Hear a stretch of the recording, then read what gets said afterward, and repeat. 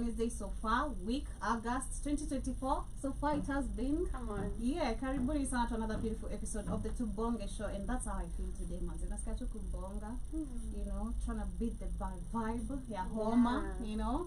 Unasikia hiyo vibe? Unasikia hiyo rhyme? Shmani, sign Buzz. Unasikia? Buzz. Bad vibes ya home. Trying to beat the rhyme. I'm trying to beat that vibe, the bad vibe. Hata imepotea. Buzz. Yeah, imepotea. But anyway, karibuni sana. This is the Tubonge show. My name is Joby. I'm the captain of today, and of course, hope you guys are doing great. To everyone live with us on YouTube, on TikTok, on the website, on the radio station, on Spreaker Live. Karibuni sana. I feel amazing. I don't know about you guys. Karibuni sana. Thank you, Joby. How you doing? Good. Thank you so much. I like that grim going on. Asante sana. Hey, I like everything going on. Asante. I like the top. Thank you, sweetie. Hmm? Thank you so much. You know what? I like the Marvin. I Marvin told is you when really you nice. entered here. It's Yeah? nice, by the way. When you entered here, I told you I like the Marvin. It's really Mko nice. fiti lakini? Yeah. Good. You? I'm good. Alright. Yeah, I'm grateful kupigana na kupambana na homa. Man, sorry about that. Been there, done that. You look amazing also. You look great. I love the rapper head Thank going you. on. Yeah. I'm trying. You look great. Yeah. A lot is going on here. A lot, I know. A lot. It's girls talking. Today you want to suffer. Sandwiched. Ha. How is it? It's hot. The temperature is hot. How do you feel? Boy. Everybody. Yeah. Let's to the money. Period. SH the money plans. What's going everybody? Karibuni to Tubonge. It's about to be lit. It's about to be amazing. Catch us and conversate with us on the comment section. Karibuni. Umesikia? Welcome to Tubonge. Hatujudge. Hatujudge. Hatuna judge bado. Mbona? Si open up sana pia. Eh? It's a safe space Na to it's say not. it. Usidanganywe. It's a But welcome safe to space. Tubonge. Let's talk. Yo, it's a safe space. Trust us. Always. You know, the lovely, Squeeze hata one yeye and anajudge. only. You You know are my John. God. How you doing? I'm doing great, fabulous. Mhm. It's always a great time to be alive. Mhm. August for breakthroughs, wavy, Period. loving, fascinated, excited for a great conversation. Yeah. Always excited to get more wisdom in regards to everything in life. Kabisa. Yeah. We got also Kamlesh in the building. Wagwan. How you doing? I'm great. How are you guys doing? Tuko fiti. As for me niko fiti, hata nisiongelelea wengine. Wanaweza kuwa kwa na mashida yao kivyao na wewe. Mimi I'm niko good. sawa. Shumani akaiko sawa. Ati ako na mashida. Nani ako na shida na mimi? Shumani Hebu ajitokezee na inue mkono. Shumani ameangalia hiyo kamera ni kama anasema we Kamlesh, talk to me straight. Mimi nimesema nimekumiss. Eh. Nimekumiss. Shmani nimekumiss pia. I know you're forgiven. Sasa hata Dimori ako hapo, ni venye tu manze siwezi ambia Dimori nimemiss, mimi siwezi miss Dimori. Sijaribu. Okay. But then nilisikia ati Dimori ameanza kununua zile skin lightening creams. Ala. The more is proudly a black man. Melanin. Yeah, It looks good. melanin. The That's way it awesome. is. It looks amazing. Melanin. Dimori anajishuku. Survive. Kwanza leo Dimore amevaa suti. Damn. I'm telling you. Yeah. Yeah. Na mnipigie picha. Why you gay? Roma ni daddy ni. Umemdedi? Acha hizo. Tuseme siku moja Mori wetu aliwahi vaa suti, unajua? Tukuange na picha ya Dimori akikaa vizuri. Haya matanga. Tunafaa tukuone wewe kama umevaa. Unataka aje Kamlesh? Unaweza taka kuona unataka aje. Mimi na suti nakaa vibaya. Mejitambua. But anyway, karibuni sana to the Tubonge show. It's another Wednesday where we get to break down a few things. Today we shall be all over politically, entertainment wise. But before we get started, sijui kama how many of you remember, do you guys, the last time you took a matatu ilikuwa lini? You said to the money. Matatu nikinda tao. When was the Yes. last time? Man, I don't know, like 3 months, 2 months, 2 months ago. What was the common thing you saw that we have grown up seeing in the matatus? Like for me, I'll give an example. Okay. Kulikuwa na hizi stickers flani zenye. Oh my gosh. You remember the stickers, Yeah. the Bible So quotes. funny. There's the medallies. There's also another one that just attacking you. Yeah. Bia mtu ni sumu, you know. Like this, ulikuwa tunapata nazo unasoma, they'll make your day literally. Ukitoka kwa kids, like you just have a bad day, you read one of those stickers, the hilarious one, you just smile. Yeah. So I don't know. Currently, personally, it's been a Really? while since I took a matatu, and I've not seen anything, especially na matizaronga, Okay. like the stickers nini. We have them But, on them tuk-tuks. Tuk-tuks. That's so Yeah, I think funny. tuk-tuks have I'm adapted always to. laughing. I'm like, what is happening? it? You are the only one who takes a tuk-tuk here. Wow. Yeah, me and Sheila. You and Sheila. Yeah, I always feel Tuk-tuk like I'm at zinaanga the tu coast. huko. Oh. Yeah, Coast you Na are. pia huko mbele. Come Wapi on. huko Like, panda? Yes. Gataka. I always Oh. take a tuk-tuk when I'm at the coast. Like, it's just it's Yeah. nice. I just feel very breezy, very Period. fascinating. Mhm. Yeah. But Dimore, can you remember one of those stickers in uliona ama one of the things uliona kwa matatu ama you've seen in a Bado matatu? naona. Personally, That for you was fun. personally na watu bado wanachora Jay-Z. Kwa hizo Na Ciara still there. Ukiingia unapata like musicians, picha zao. They're still all over, like it's the same style. Sijui kama za ronga zinakuwaga hivyo, but za Emba ziko na wasanii. Yeah, still the same. Wasanii. I feel like that I is saw- a culture, matatu culture that we grew up with. Okay. Like having the Celebrities, Jay-Z's, yeah. Beyonce's sticked on. I Yeah. saw one yesterday when I was coming written ati kama dereva ni Yesu Makanga ni Okay. that's what. Okay. And there's another. It's not funny, but it was like, okay, on the Dimore and the dry joke. Dimore. Kwani mimi ndo niliandika sticker. Awe cheki, mimi chukua hata hiyo kuona. Hiyo tu ni dry joke yako yenye jashika. Zi. you're saying usigrize dereva kwa mgongo. The way you talk Oh, yeah. By the way, and pay for money. yeah, I feel like they Yeah. get distracted, but So I don't you're saying think that. so. You have your focus. I've seen one Ya saying, mtu kikuguzwa mgongo. yeah, me I hate it. I saw one written, Ukitaka kuitusha usiombe deni, Kulipa usilipe na deni. Sisi si wa Chinese, sisi si wa China, something like Wow. that, yeah. Okay. So hakuna cha deni hapa. Kamlesh yako, let's hear Unless yours. ulikuwa donda, mlikuwa mmeweka nini kwa maana?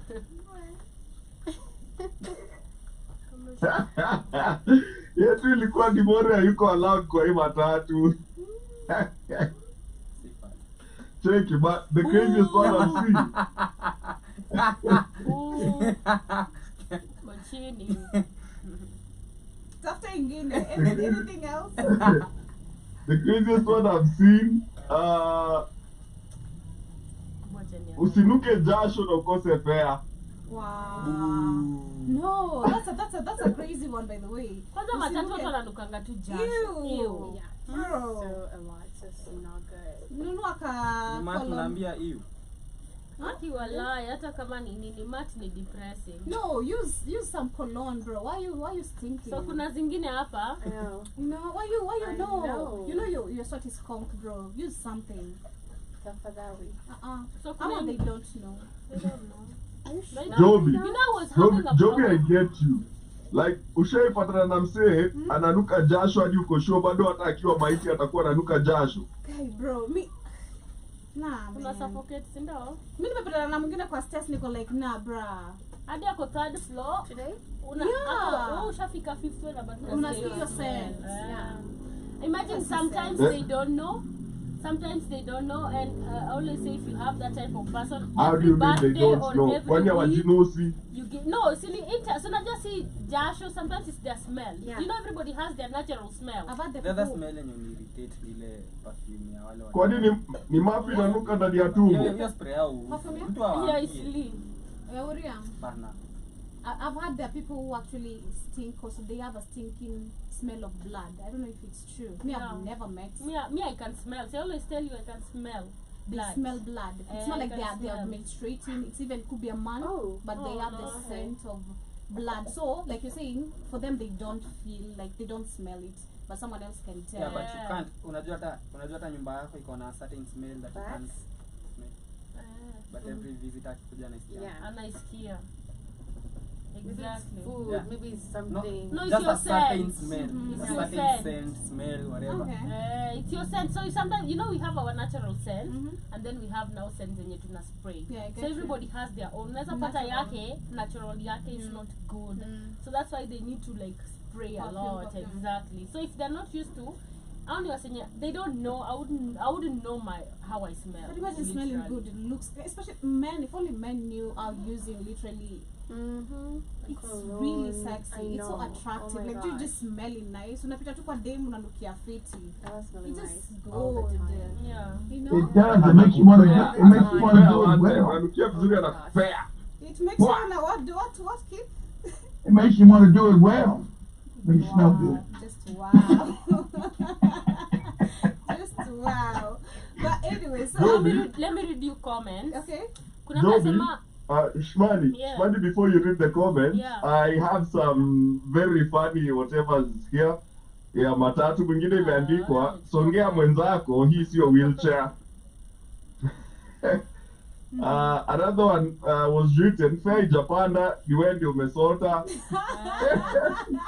That's a good one. Yeah. But sometimes see where it's look when the government Yeah, is but- literally subsidizing the fuel, Yeah, increasing una prices pesa. and all that. Nimbao Joby. Hapana. Ah, Hiyo mbao ni ya yeah. ngumu, Another yangu ya one- sapa. Sasa unaona. Maisha yako ni ngumu. Another one. Maisha yako ni ngumu. Another one ameandika, chunga mwenzako ni mwizi kama wewe. Damn. Man, exactly. Usiai trust mwenye amekaa kando yako kwa maji. True. Kuna ingine Ah. inasema kama una haraka shuka ukimbie. Wow. But some matatus, bro. I know. Some matatus can piss you off. You're like, bro, so let me be the driver. You Yeah. know? Shmani, Karau ah, alipe gari. kuna ingine imeandika hakuna kuforce relationship, just cry and move on. Hata ambulance nalianga ikiendaga. Okay. Dawa ya deni ni ya kulipa, sio kubadilisha njia. Mimba na kitambi yote ni bidii ya mwanaume. Yeah, I remember that one. Yeah, I remember that one. Where kulikuwa ngadi na zingine za balls za kufanya wewe. Next time. I know. Next time you'll not have raw sex. You're gonna be like think twice. I know.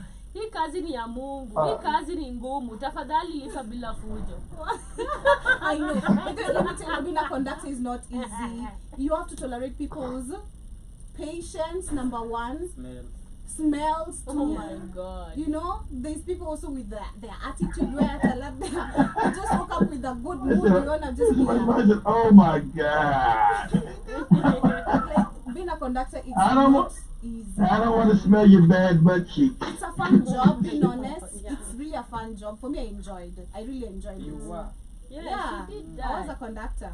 I enjoyed chasing the matatu down, the taking the fares from people. You know, I'm the Yeah. boss, just collecting the money. At the end of the day, taking my part. You know, it was really, really nice. But it's where you have to tolerate other people. They're talking to you crazy. Yeah. You know, others are looking at you like, you're not supposed. You know, this job, there's no way. You know, Yeah. others used to call me slay queen. For like, bro, how is this and a slay queen related? I'm just working. As you are going to work, I'm also hustling like you. You know, but I enjoyed the part of it. But it's not really easy. The people's nuisance, the children crying, Yeah. especially on a Sunday.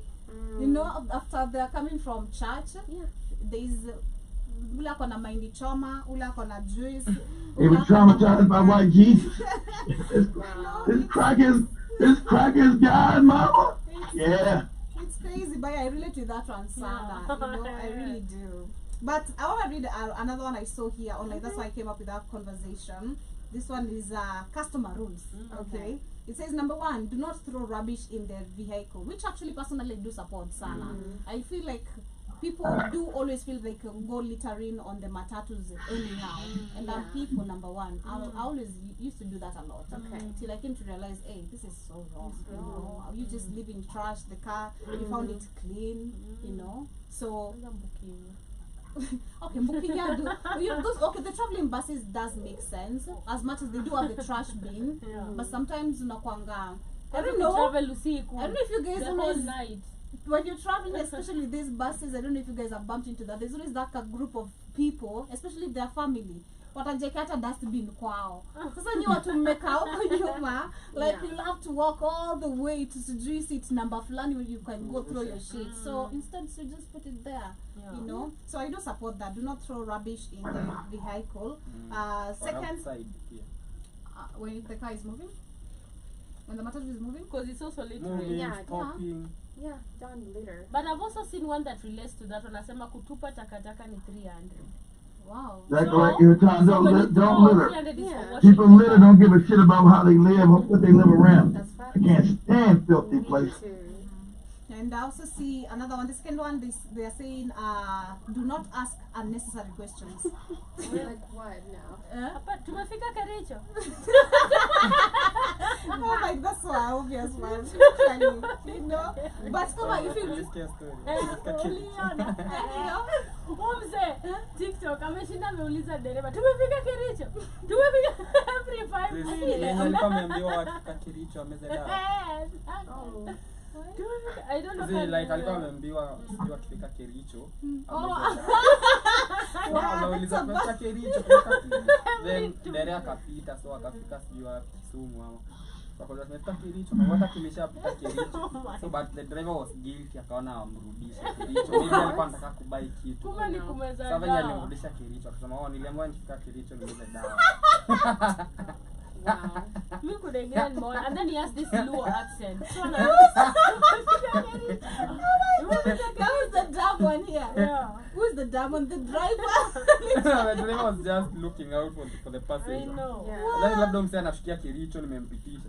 Damn. But I feel like I'm also those people. Lakini odere ni fala. Mbona kumuka kwa gari narudi hivyo imdrop? I know. Honestly. Sasa ni fala. I know. Hiyo gari ilikaa kila mtu alikuwa pala. I know. Hadi passengers wengine wanaona wakirudi tu wamenyamaza. Yeah.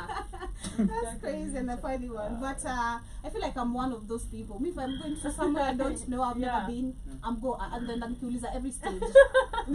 I swear. Google Map jo. No. Me, I just want to make so I have you. What is your work?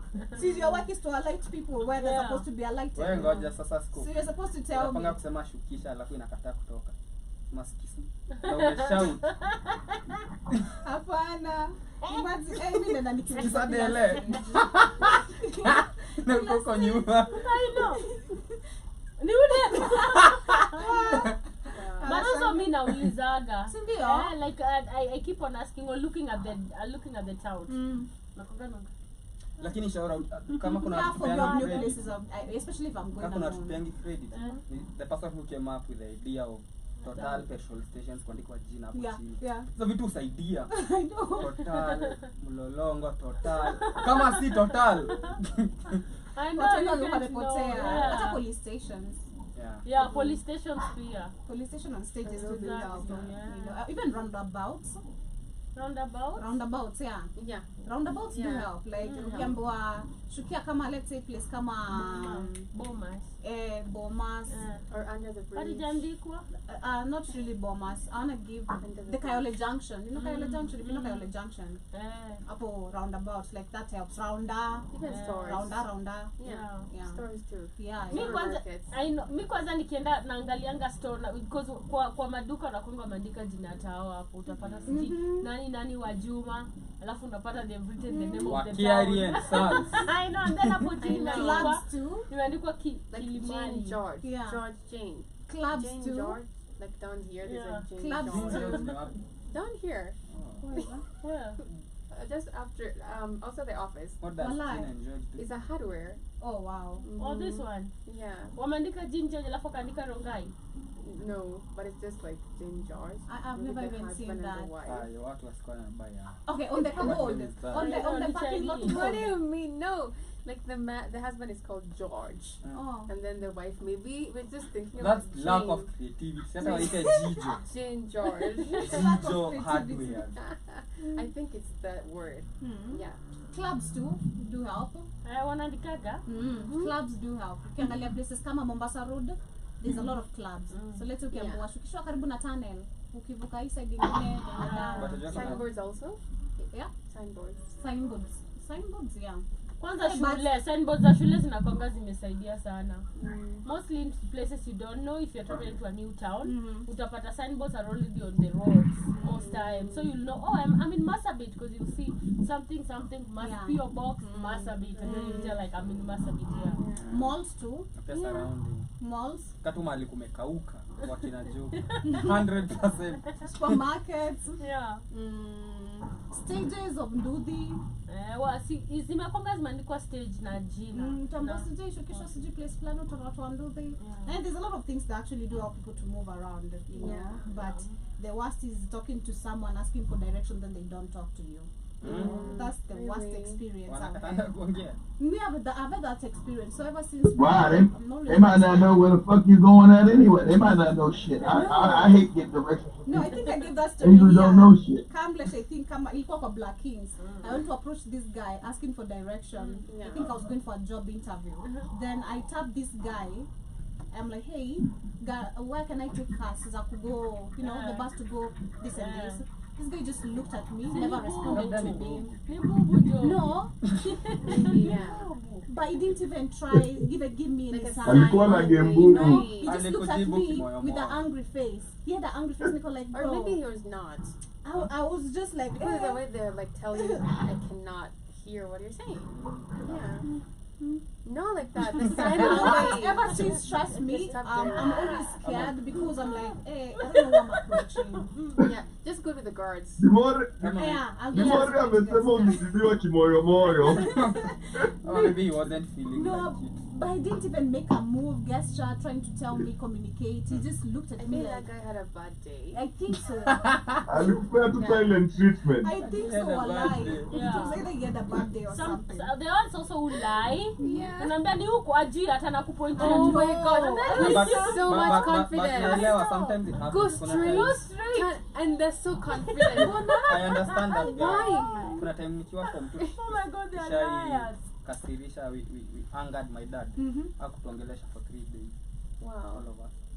What Not happened? talking. Hadi we had my sister's daughter is like 4 years. Hadi huyo.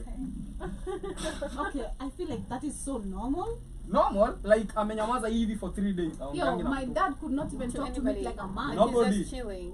Mumletee food kama What do you mean mumletee 3 days? I've seen Yeah, someone like- like that. Yeah, my dad used Someone to be I like that, know. like, Okay, not my tenda a dad. month aongei, hata na bibi Aongei yangu talk at sometimes. to all, you. hadi nyinyi, like Hadi wako bibi too yake, mute. like Yeah. when That's they have normal, an that's argument, not normal. It's normal. What Like, is What do you that? mean that's normal? Unaishi na mtu akuongeleshi aje? See, I But feel even when like you a have an week. argument or Even something. a week. It's crazy. You're like, what's up with you? Mi siku moja usiponiongelesha ni hivi.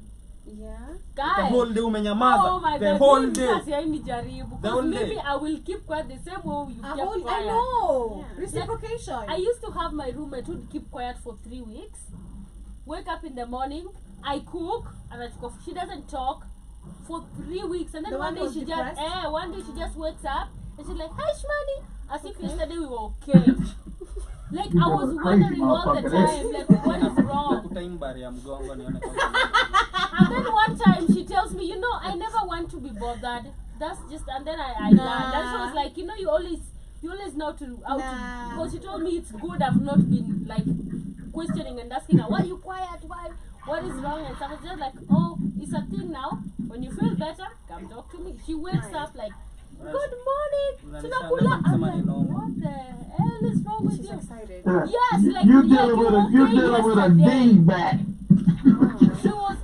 She was going through depression. Okay. But imagine, okay, I'm surprised that your dad didn't talk 3 to you days. for 3 Hadi days. mtoto jameni. Me, my dad could go a month, like, and I could see him do the same with the wife. Like, they won't talk. Like my stepmom is talking to Kwa me, nyumba but ongeangi they're totally. not talking to each other. Like, anajua anafaa kuacha ndoo ya supper, lunch, the amount. In case maybe there's just anything, it's gonna be a verbal, but it's not like they really want to talk to each other. I feel like it's just, I don't know, normal. No. I think like if you're not Normal. with somebody. I can find out if it's not normal. It's never Y'all is normal. crazy as shit. No. Yo, we talking about. There is nothing normal about that, man. Right? No shit. No shit. A month not talking to your wife just Guy, mi naweza get crazy as hell. No, it's But just your a partner reciprocation. is What no. you keep quiet, I keep quiet, yo. Why you giving me the No. silent No. treatment? Stop trying to normalize this function. Your family's If it's fucked someone I up. love, it's like my partner. I'm gonna ask her first over talk. Like, why are you quiet? No, he's not answering. He's not answering. Okay. Hell, me, I don't My ask partner you. is not answering. No, he's not Huh, answering. keep quiet. That's a lot. So what are you gonna do? Leave. I feel like women we have that. Like when we are mad, even when I'm mad sometimes at a man, like who I have just keep feelings for. quiet. Yeah, I just keep That's I'm what I'm like, saying, it's Yeah, just but that for I- now, I inaeleweka. don't know. no, ama I'll two keep hours. quiet Family even for thing. 3 days, bro. An hour. What you By the time mean? you speak, I'll be having my second child. Oh my Good God. for you. At least the Ati 3 days You're not gonna make umenyamaza. me mad and you expect me to Sipongeleshi, act bro. like I'm okay I'm with not. you. Me too. Wait, I'm not gonna act like You I'm okay guys. with you. I'm mad. I'm mad. I- Real me, I don't talk. did you say 3 days ukiwa umeninyamazia? And Yeah. we're living together. Hiyo mdomo usitanuka. Sinaongea na watu nje, kwani tunashinda home? Na simu kona simu. Kwenda huko. Ukae huko Basi nje. weka hiyo mdomo huko nje usirudi kwangu. Hiyo ndio ubaya. It's crazy, man. But the third one is vomiting in the vehicle is 200. That one is what I was telling you because they use them. So gari ni chafu, so Yeah. they go to take it for the car wash. Hiyo Yeah. inaeleweka. So tu hata kumwaga takataka ama njugu. Kuna wenye wanaandika njugu ni 3 so. So I used to ask, who nani anauza njugu 300? Kumbe ni, you know the way you travel kukula njugu na acha hizo vitu like the people who eat groundnuts like this, they remove the Yeah. outer coat. Yeah, Yeah. that one. But So if sometimes you do maybe that, it's mtu ni 300. mgonjwa. Si utumie pepa. Si Au uke kwa pepa huko ufanye unajua wewe ni hivi. mgonjwa. Na mbona kula njugu kwa gari? Sisemi njugu. Nasema maybe the vomiting part. Yeah, see they always have those peppers. See if you know you have no, because me I always have, if I travel I refill petrol and all that makes me dizzy. So sometimes I want to puke. I just have the pepper. That helps. Or you take there's a pill, right? There's a pill also for nausea. Yeah. When you're traveling, Yeah. you just take it before. Before, You yeah. don't get nauseated when you're There's a traveling. pill for everything. Yeah. Take that pill. And it works. Another one is the fourth one is do not alight before showing the M-Pesa payment message. This is so obvious, you know. Tauta hizi kakuacha. I know this is so obvious. It's so obvious. Lakini kuomba balance yako, said you change, they'll take like 1 hour. Yeah, don't do that. One thing I hate is Kabisa yangu nifikiria vitu Or you zingine. give them like 1,000 bob, like a note. Don't. They'll pretend like I know. you gave me the right amount, like 50 shillings, and they don't want to give you back. I know. Or you have to ask all the Kama time. unamkosa. All the time. Unafika unapata konda si yeye. See, yeah, man. Yeah, So alikuwa mtu wa have the exact pesa. amount. Hata Yeah. ni yeye mwenyewe tu alishikia That's- bonus. That's why, personally, I really like how nowadays you can actually pay with M-Pesa because you can actually just send the right amount. Hakuna kusumbuana na change. Because I remember back in the day, I once paid manze hizi pa pinpoint za Kayole. Nilipatiana 500 nikaambiwa ati hiyo donda alishukianga sijui wapi huko. I know, man. Sawa. Na hakuna mtu unaweza uliza, sikuwa ipata pinpoint tena. And then I remember hiyo ndio ilikuwa hadi ka Ferrari yangu ya kurudi manze kutoka Kayole. I know, you have to walk. Ilinibo hadi nilifika kaa nimerudi tu. But also M-Pesa sometimes is crazy. I don't know if you guys have been in situations where M-Pesa imehang or Yeah. a message hairudi. Yeah. You're trying from nowhere, like, you know, mi nimeilipa. I waited. Yeah. Nimekaza mse wa shop. Pack the stuff. Pack. And I'm harassing her. You know, and then she's like, show me your message. Yeah. Message hairudi. Asha pack and you know it's food. Yeah. You can't take it back. Lakini imelipa. Yeah. I've been in this Message situation haikuji. too. So I had to, I'm Yako like, na yake pia ikam. I come M-Pesa kumbe Umehang. ilikuwa low or whatever and sijagundua and I've already harassed and stuff like that. There's also this time when you have these phones that you pay every day. Ikazima. Wow. For my Wewe si friend. haikukosa cash. Ikazima simu and then you God, know if they man. yeah.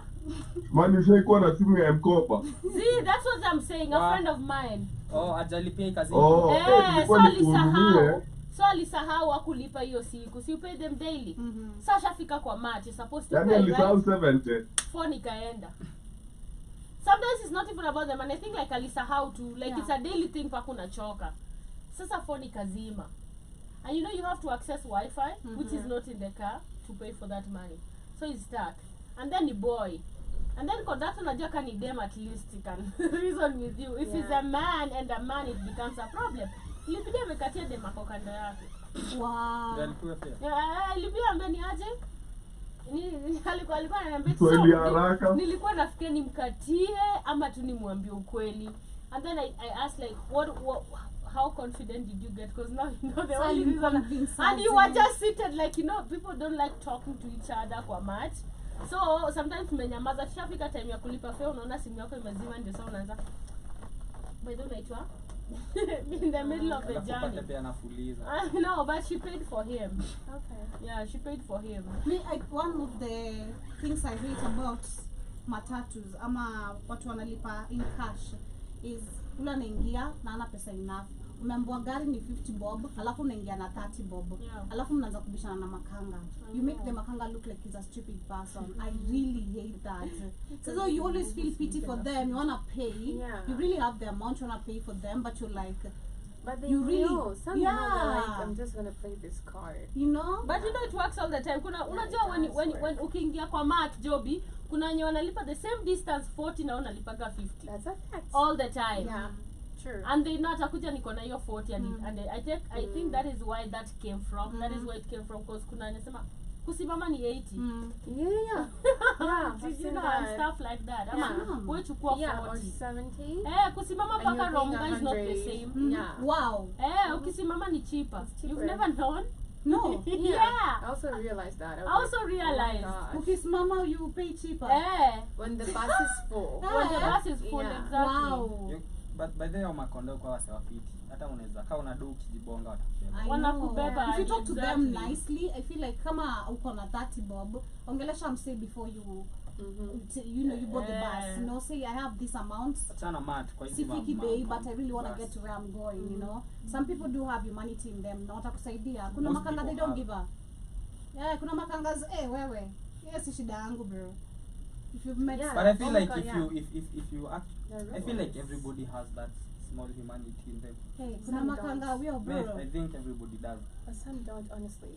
Okay. There's don't really rude care. makangas. I feel like especially the elderly ones, not all of them. Yeah. But watu wamekuwa wanajifeeling They're kama not ndo friendly, mauji. yeah. Wanafeel I kama ndo also saw mauji kwa that game. situation. They have this face Yeah. so Ugly like serious. I was in that situation, not me. I saw when our bus, so we're just in the bus, and then there's this lady, actually mother. They say, I know I have 30 or 40 to wear.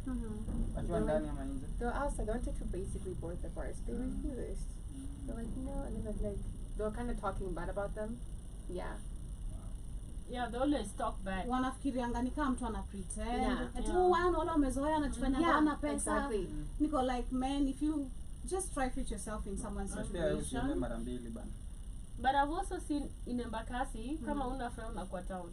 But shout out to also the makangas, when you become friends of them, I know. wanakupatia just Oh free my rides God. sometimes. Like unakuwa out. Yes. When a driver unaambia cha nilete wase. Si ndio una do, Yeah. unaenda town na baada nakupea so ukishuka Wow. nakulipa. You act like for that ride you act like a Even if you're a tout. lady. Yeah. They don't care. Oh. Si una fare. Yeah. But I've seen a lot. I used to wonder how my friends used to get to Tao. And they're like, si mimi nitakuwa tu nini, nitakuwa how are they called makanga, kamagera. Na analipwa so yake akishuka. So wametengeneza do. I feel like shout out to them, those who give people such an ability. It's such a really fun job. You know, if you don't look at it like sizi fanya, it's really fun. I know, That's they why make a some lot people of like money. Kina Aziad, I want to give an example, Yeah. you know, the rich kids saying that, you know, we don't and they could see, and which is a reality of majority of the people who have grown without boarding matatus, like kuna tu the fun side wakipanda matatu, Yeah. they want to become the makangas. I know. You know, they want to be the bad boys. I know. You know, but shout out to the east side. This side then too. It's fun. It's really fun. I had one Adrian's friend Kavisa. She was saying, you know, the first time I boarded a matatu was for content. And this is also the second time and it's still content. Jeremy too. Yeah, it was Jeremy, right? Jeremy, It was Jeremy. Yeah. I'm like, you're lucky. Kieni, acha niwaambieni kitu. Ushaijua kwa nini kuku kienyeji ni tamu? Wanga inarandaranda. Sawa? Haitaki Ikitembea huku na haifungiwi, inatembea kila pahali, nakula kwa jirani, kwa huyu mwingine, inajua machuo, unacheki. Lakini ukifungia kuku, ikikuwa kuku broiler, hata si tamu, hata ijui kupanda matatu. Mimi, by the way, I have told you all this before. Yeah, I enjoy kukua donda. There was a day usiku manze, I Kamagera and donda da matatu from Nyayo. Huh? You are donda. No, Kamlesh. No, Kamagera. Alikuwa. Si Zemba. Oh. Una Kamagera. Yeah, like ni usiku, huyo dere hakuwa na donda. It was at night, I'm from work, huyo dere ana donda na Kamagera. He was like, yo, si unisaidie. Tulijaza hiyo matatu, nikalipisha. It was fun. Okay? He paid you. Like, hey, He paid you, right? Yeah. Yeah, they always pay Of you. course, what do you mean? Mimi nilikuwa na pesa, I paid him. What do you mean? I was the one with the money, nadi nilimtoka Kirwabe. You know? Yeah. It's a fun job. It was a I fun kept job. the culture going. For me, I loved Listen. I loved Me, I don't Go trust. I on. don't trust madem mama watu wanasemanga hawajaipanda matatu. Me, I don't trust you. I don't trust you. Hao watu ni watu wanaweza kustab kama umelala. Wow. Hata hawezi pika hata kambosho. Naelewa yani, like you should be able to do certain things that the majority of the population can do. Usikue dimore. Yeah? Me, one thing I loved about the Kamagera ni people criticizing you. Unasikia tu wakikuongelelea hapo nyuma. But you're doing your shit. You I just know. laughing. I'm like, I wish you guys knew I'm having fun. I in know, this. yeah. Nice makucha. Kwanza you Umekuja hapa na Una- biker shorts because I used to wear Like, biker start shorts. calling people and be like, Yeah, Yeah, and I used to pose. drip. I used to drip. And I Like, used to be like, Had you come in? yeah, beba. Like I used to be the one that jaza, the one that chukua fare, the Yeah. transport to alight. Guy, ulikuwa unahangi hivi kwa I used to gari. hang like that. I was almost asking like that. Yeah. Oh my god. Like akianza kusonga, niko like, eh, then I Serious? get Did you in used to them. run after the car? Yeah, it's Oh my fun. gosh. It's so fun. You just learn how to Tananuanga nyama. step. It's really super fun. Me, I enjoy it. Especially Yeah. going to the slum side, it was even more fun because napatana na watu wa, Yeah. you know, and then Yeah. mimi niko tu hapo I niko know. like, hey, okay, Wow. you all see what you see, but me, I'm having fun. I know. Did you have trouble with men disturbing you? They actually liked me, Yeah. but as much as they used to call me sleepy, that's what nakwambia, Because it's mostly for men. And then Yeah, women who are Kamageras, I feel like they're very hardcore. and then they don't even dress up tomboy. majority, you know. Yeah. It's wamama wako na watoto, Exactly. you know, so it's decency. Me biker shorts, fila hapo, sneakers, Wana- hoodie. wanakanga wanaweza Makeup. kakupiga. luku. Umeona? Yeah. Mimi nakanga nimeogopa, anakaa anaweza kakupiga. I Kwanza know. wanakwanga strong. And Wamama some are really kwanza. Wamepitia. Wamama kama Yeah, wamama some are sweet. They're like, sweetie, just Kuna enter." yeah, Yeah. wa KWS. China wanachukua do. Wa I know KWS. you're going in. Yeah. And some are like, Ama wa yo. KBS na City Hopa. Ndio wanakuanga wazuri. I Ah. know. Yeah. I know. Ndio wengine but unaona tu anakaa. Yeah, mnajua, Yeah. you guys, you know, from our demeanor and Iwoton's demeanor, we are two different people. Iwoton akiongea ni upole. Mi ukiongea na sound ni kama naanza kuteta, ushachikiadi donda, ashakasirika na wewe, anakuongelesha vibaya. Na ulikuwa unauliza tu You swali. know, Iwoton I feel like gets away with, not gets away with, like gets my life with a lot of sympathy because of how nimpole. Mhm. You know, ama maybe I'm getting it wrong. Yeah. Ama I'm Like that. misty. Am I talking to myself? No, We can hear, you. of course. Yeah, but I feel like Iwoton is so calm, like her energy just calms down every situation she's in. That's a fact. You know, like, yeah, like, unaweza pata huyo donda amekasirika, lakini Iwoton akiongea, hata mnatolewa kifao mnalipa 30. Anasikia ka sauti kengine hapo, Bana. masculinity inatulia. Wewe unamuuliza Wow. umefika, nakwambia unamfunza kazi. Na swali. Ni more hivyo ndio wanakuambianga. It's crazy. But the fifth one is please do not ask the driver why the vehicle does not have passengers. She's Oh my God, I have asked hizo. that. Mbona haina watu? Yeah, I have. Yeah, I do that all the time. Yeah. Mbona gari imejaa? I know. I know, I Because do that all unapanda gari ina watu. I know. But And then- sometimes it's fun. But then let me ask you, sasa Mbona tukiwauliza ina- wako tuna expect waseme? Si mbona haina I watu? know, sijui. Tuna Zingine expect, by the zipata way, watu we ask, walikuwa- tunafaa tumuulize, bado sijaweka watu ama Isn't bado the haja- unnecessary like, question? I know, like it's Come to think rhetorical. of it. I know. The sixth one So, is... Mhm. so before you continue, unachikia watu wa kwanza by lingo ya barabara. Hawa wanasemanga hatu napigisha set. Hawa watu wa kwanza hiyo inaitwa kupiga set. Mnaenda hapo mnapiga set kuna wale wenye ulikuwa tofao na tukinde kinde. Yeah, wanakaga. Sasa nyi wa kwanza nyinyi ndio sasa mnapigishwa set. Mnakalishwa hapo kama instruments ndio watu waone kuna watu. Alafu yeah, but that's the lingo they use. Na gava ilipia madonda shule waenda wasome hesabu.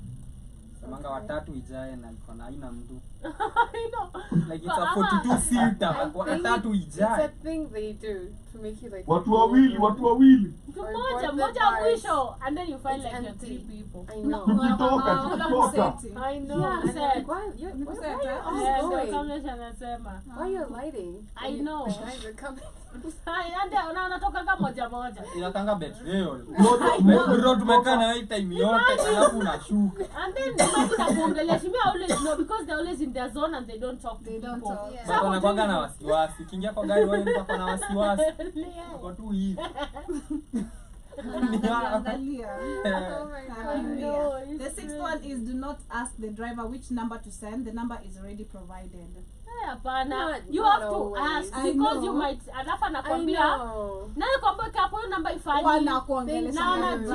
jam na anataka utume tena. So true. Let me I ask you. Wanakuongeleshanga vibaya sana. Me I also ask if it's pochi or send money. Facts.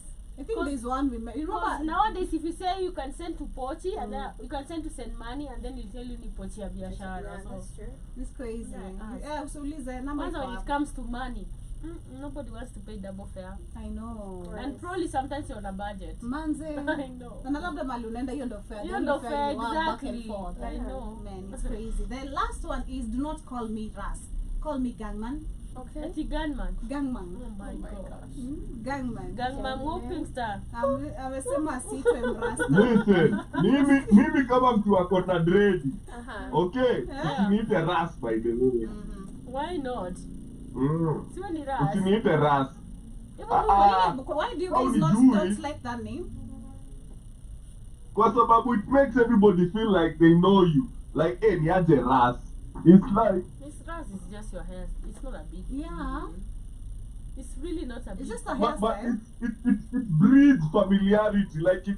Like everybody feels like they know you and that they can talk to you anyhow.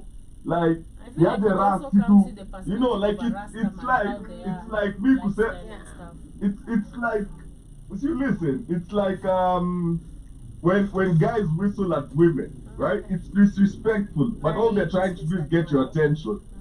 So It's disrespectful to approach somebody without the courtesy of actually knowing their name and trying to act familiar. There's a lot. It breeds a lot of content. unnecessary familiarity. Ras niaje, ras nini, ras. Joe, check hatujuani like that. Don't approach me like that, man. Not like that, man. But when I had my locks, sasa kwa najua ni mimi wananiongelesha, kumbe madem pia huitwa ras. Allah. Wow. I didn't know also women who have dreadlocks wengine waita I ras. also didn't know. So niko alafu ndasema ras. Sasa mrasta. I'm still thinking because I don't even remember these are Okay. dreadlocks. Right. They're temporary. Yeah. And I'm like, this guy is talking to me, and then I'm like, oh, it's the hair. Yeah, it was shocking because I was like, I thought ras is like for men. Yeah, kumbe madem pia huitwa ras. That's what's up. Yeah. Alafu uko Mombasa wanakuita mnati. Sawa? Watu wa boda, mnati. Sisi naitwa nati brother locks. yako bro. Sisi naitwa nati locks. Ati mnati. They're called nati. For real. But anyway, I find to Rasta meant to be like cool people. to anyone who's listening maybe through TikTok, let us know matatu culture zenu ama za area zenu ziko na rules gani ama which funny quotes or Yeah. that is or Lakini Those ones are the best. Before- Like, they just make me Before we smile. move on, Yeah. before we move on tuseme hivi. Manze madonda na makamagera waoge. Uh-huh. Okay. Facts. Like Yeah. there's nothing bad kama kuingia matatu na msee mwenye anachukua do, umekaa hapa hivi kwa the aisle seat. Msee ana stretch kuchukua pesa manze kimakwapa kinanuka jasho ya wiki tatu kinakugonga. Tunasema Tafuta watu job kazi imeshika. mpake spray Oh, bana wewe. please, Tumia tafadhali. cologne. Bana ama ni saa 2 asubuhi msee ako na taxi ya juzi. Na kwa hapo anakuongelesha na the brush meno like hygiene. No. Hygiene niekelewe kitu ya maana It's manze kwa hizi everything. matatu. It's life. Ama anavuta sigara asubuhi. No, those people who have in the Yeah. morning and then they Ama come and talk matatu to you ziko like, na kunguni. why you having? Matatu za chawa. What? He's having and then he comes to talk to you next to you like, Why would they come and talk to why? you though? Si kwanza nataka do. Sini kama Gera na hefa alikata mpaka saa 10 asubuhi. So still having the alcohol and then he's like, it's so bad, I'll smack guys. you in your It's face. so bad. Nakwambia mdomo inanukanga choo. Ona hadi Does Jody it come amekunja from your uso. keg? Oh my No, god. like when you they just don't care. I don't understand how you Like, just how do you even live with yourself? Makula, you know, Kamagera, I've seen, and that's why I shout out to the east side again. And also Kasa, Mwiki, Yeah. Kayole, not all of them. Kayole, Julie, hizo nini za green. But mimi naonanga na kwanga Hooligan. wasafi.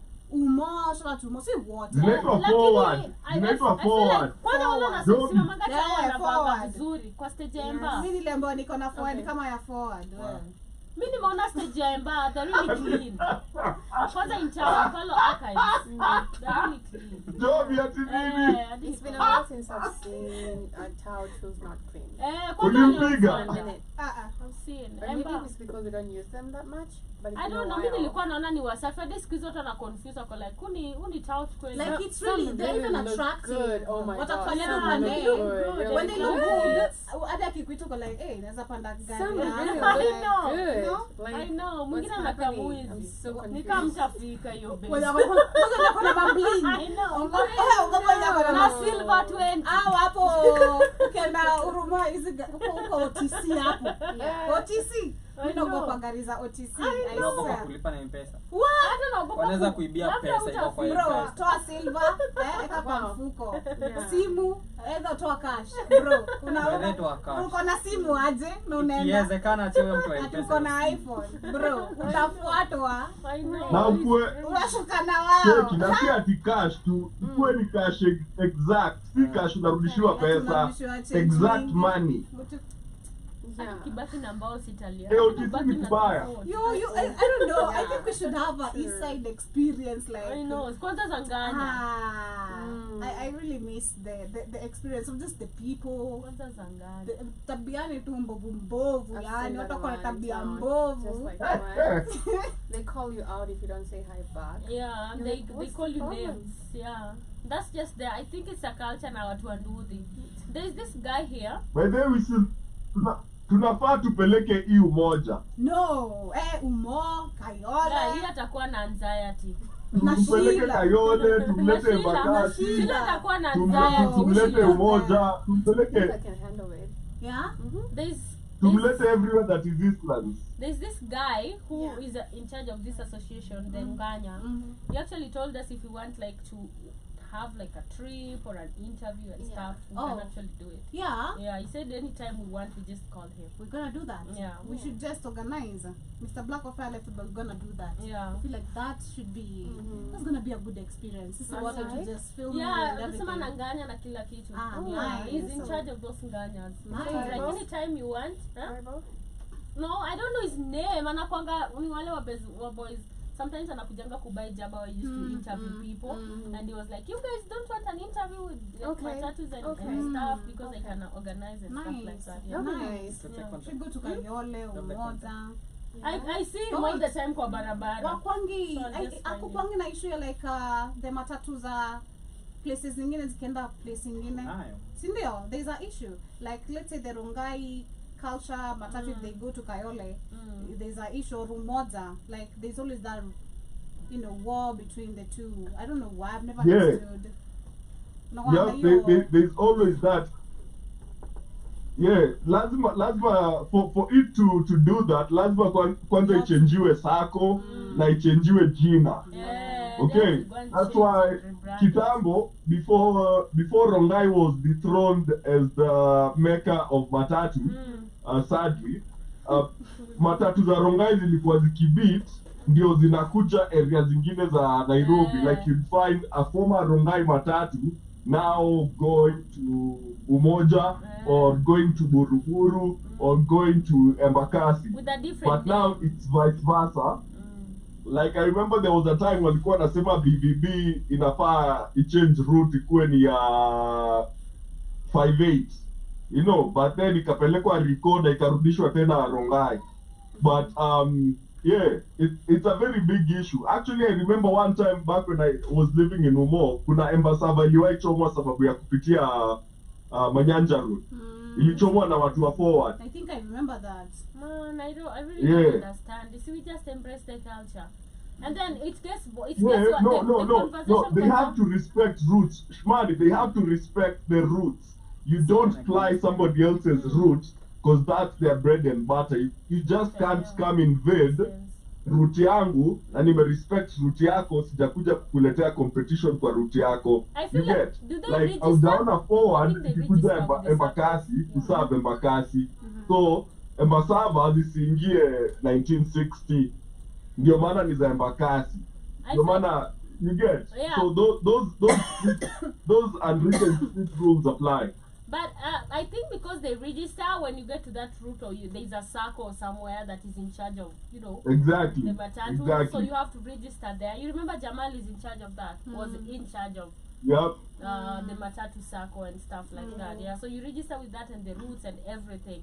But I also saw the war between which one is the best. The beef is always crazy. Like Nganyagani ndo best. Like, during that time, people get excited. Kwanza Embani ilikuwa naona Nganyampe kingia. Oh my god. Kariobangi was crazy. Like watu wanatoka nje, watu wamepanda mangoma, watu wametoka nje shops. Ninauliza ni watu mnafurahi matatu. Man, uelewi. I never used to even understand the hype behind in your basi mpya. Umoza, I think even the launching was even in Tao. They used to come do it in town. Like it was, and it's free rides. Fridays. Like mnatoka Nanganya from Umoja, Vuvuzela all the way to Mlango, all the way just to town. And then it's crazy, man. Like I feel like I agree with you. I feel like there should be that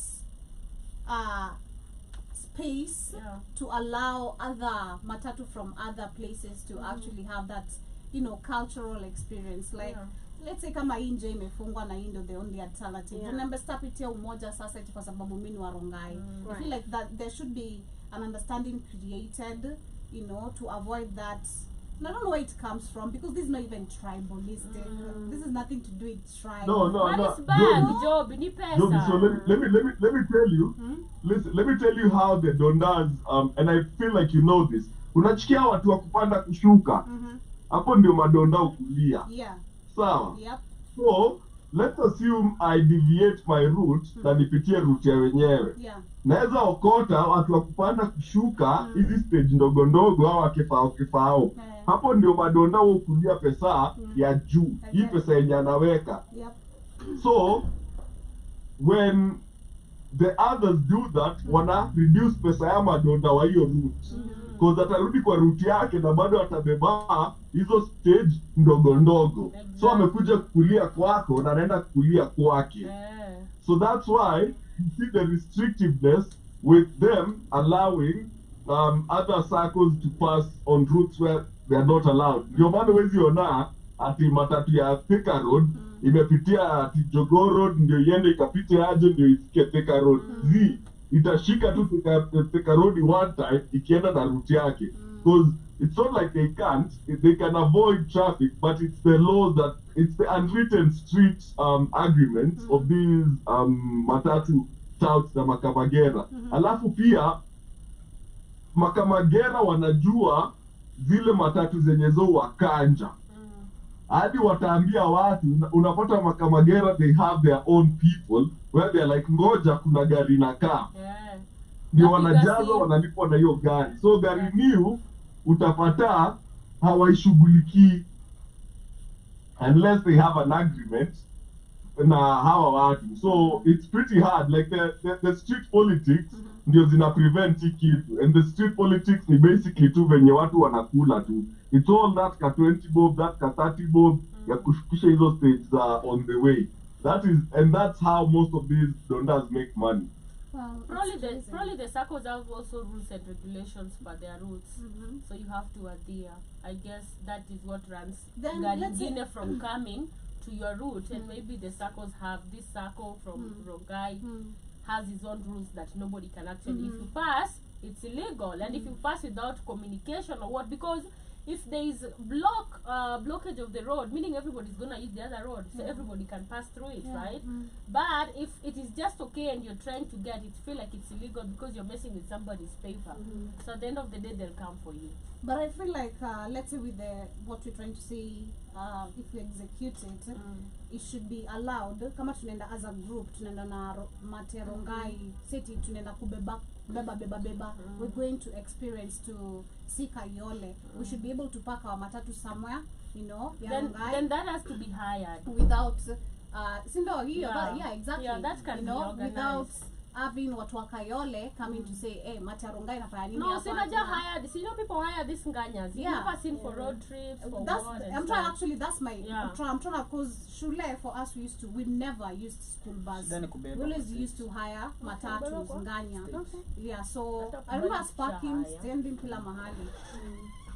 Hatuwezi kubali ukihaya eti wanabeba unless hizo pesa ni zetu. Oh.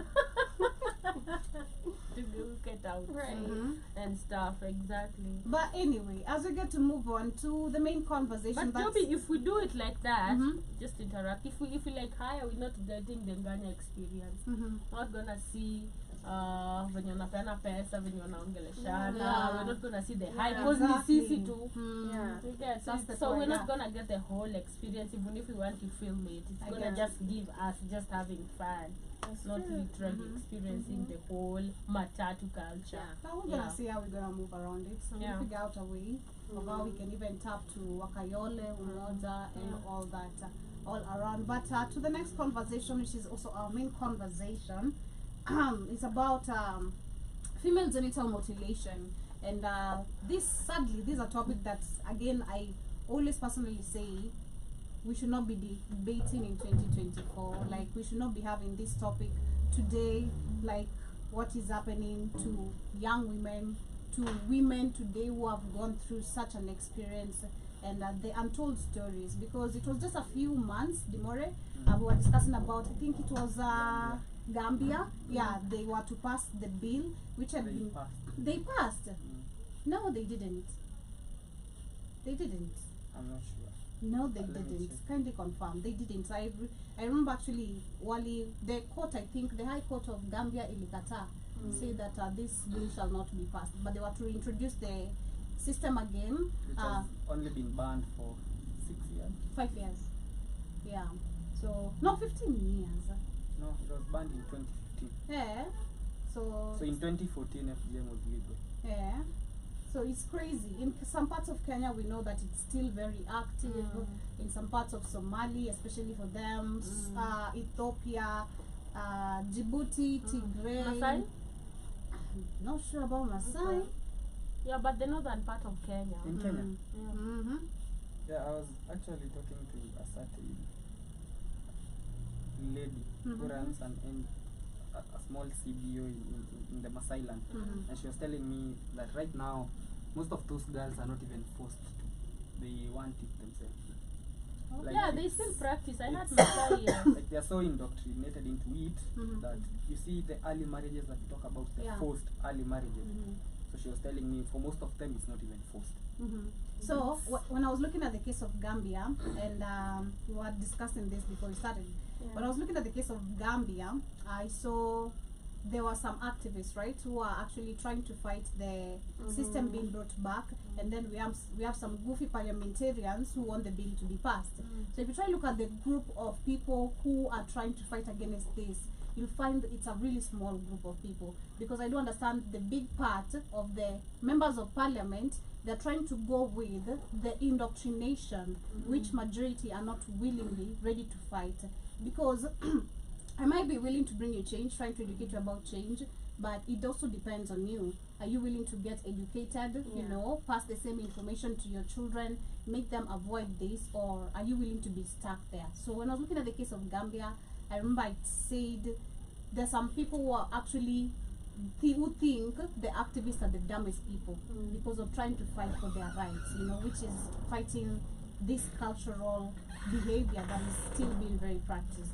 So it's sad to see that in a world where other countries are trying to ban this, you know, where some children, because we've seen, and I've seen these videos on TikTok, children who are trying to run away from their homes, those who are actually banned from their homes because of refusing to practice in the FGM, you know, it ends up being super bad. But in a case where we can see 10 girls being arrested because of accepting, and if you mean accepting, I'd love them to give us the age gap, the age of these children, you know, because a child, if you're talking about a child, most children do not make the decisions on their own. Exactly. They don't make the choices on their own. The choices are made by their parents.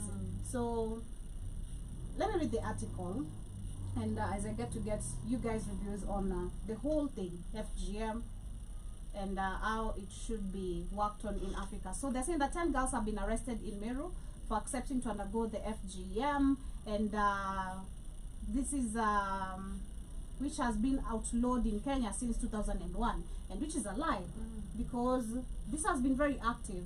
I always hate the fact they say something is outlawed but they don't follow. Nobody is there to follow step by step which communities are still practicing this, and to bring awareness of the dangers of why this was banned and why this is a backache culture. So you can't tell me that, and I didn't know Kenya actually had banned this. From my illegal. end, Imagine, it's not legal. I don't see it as illegal because I see because it there are very still open. cultures that actually do it. Exactly, it's very But it's open. illegal. So suddenly, apparently Kenya outlawed this in 2001, and their parents and a woman suspected to have carried out the FGM on them also are in the police custody, and the group was rounded up by the area chief, who said it is a shame women in the area are still participating in the activity, despite the act being illegal and womanly. And a total of 17 teenagers were found in the FGM den, but 7 had not undergone the cut. And Meru is among the red-marked countries for high cases of FGM, gender-based violence, and high teenage pregnancies. I didn't even know that about Meru having the highest cases of FGM. Joby, did you say Meru? Yeah. Whoa. It's shocking. I know, it's Hey, crazy. tuongelea Kisii. It's Meru, apparently. I'm also shocked because I didn't know Meru. If you try to look at them, they really, I don't know, man. Don't judge a book by its cover. But I know. Naona tu najaba. Joby, have you ever noticed how mademu wa Meru tu wango wamejam tu bure? Maybe ni sababu walikatwa hiyo kitu. Man. Hata watu wa mademu wa Meru hawapendi jokes. Wako na hasira. They're Wako na anger. hasira mbaya. Like, ako like, where is my clit, man?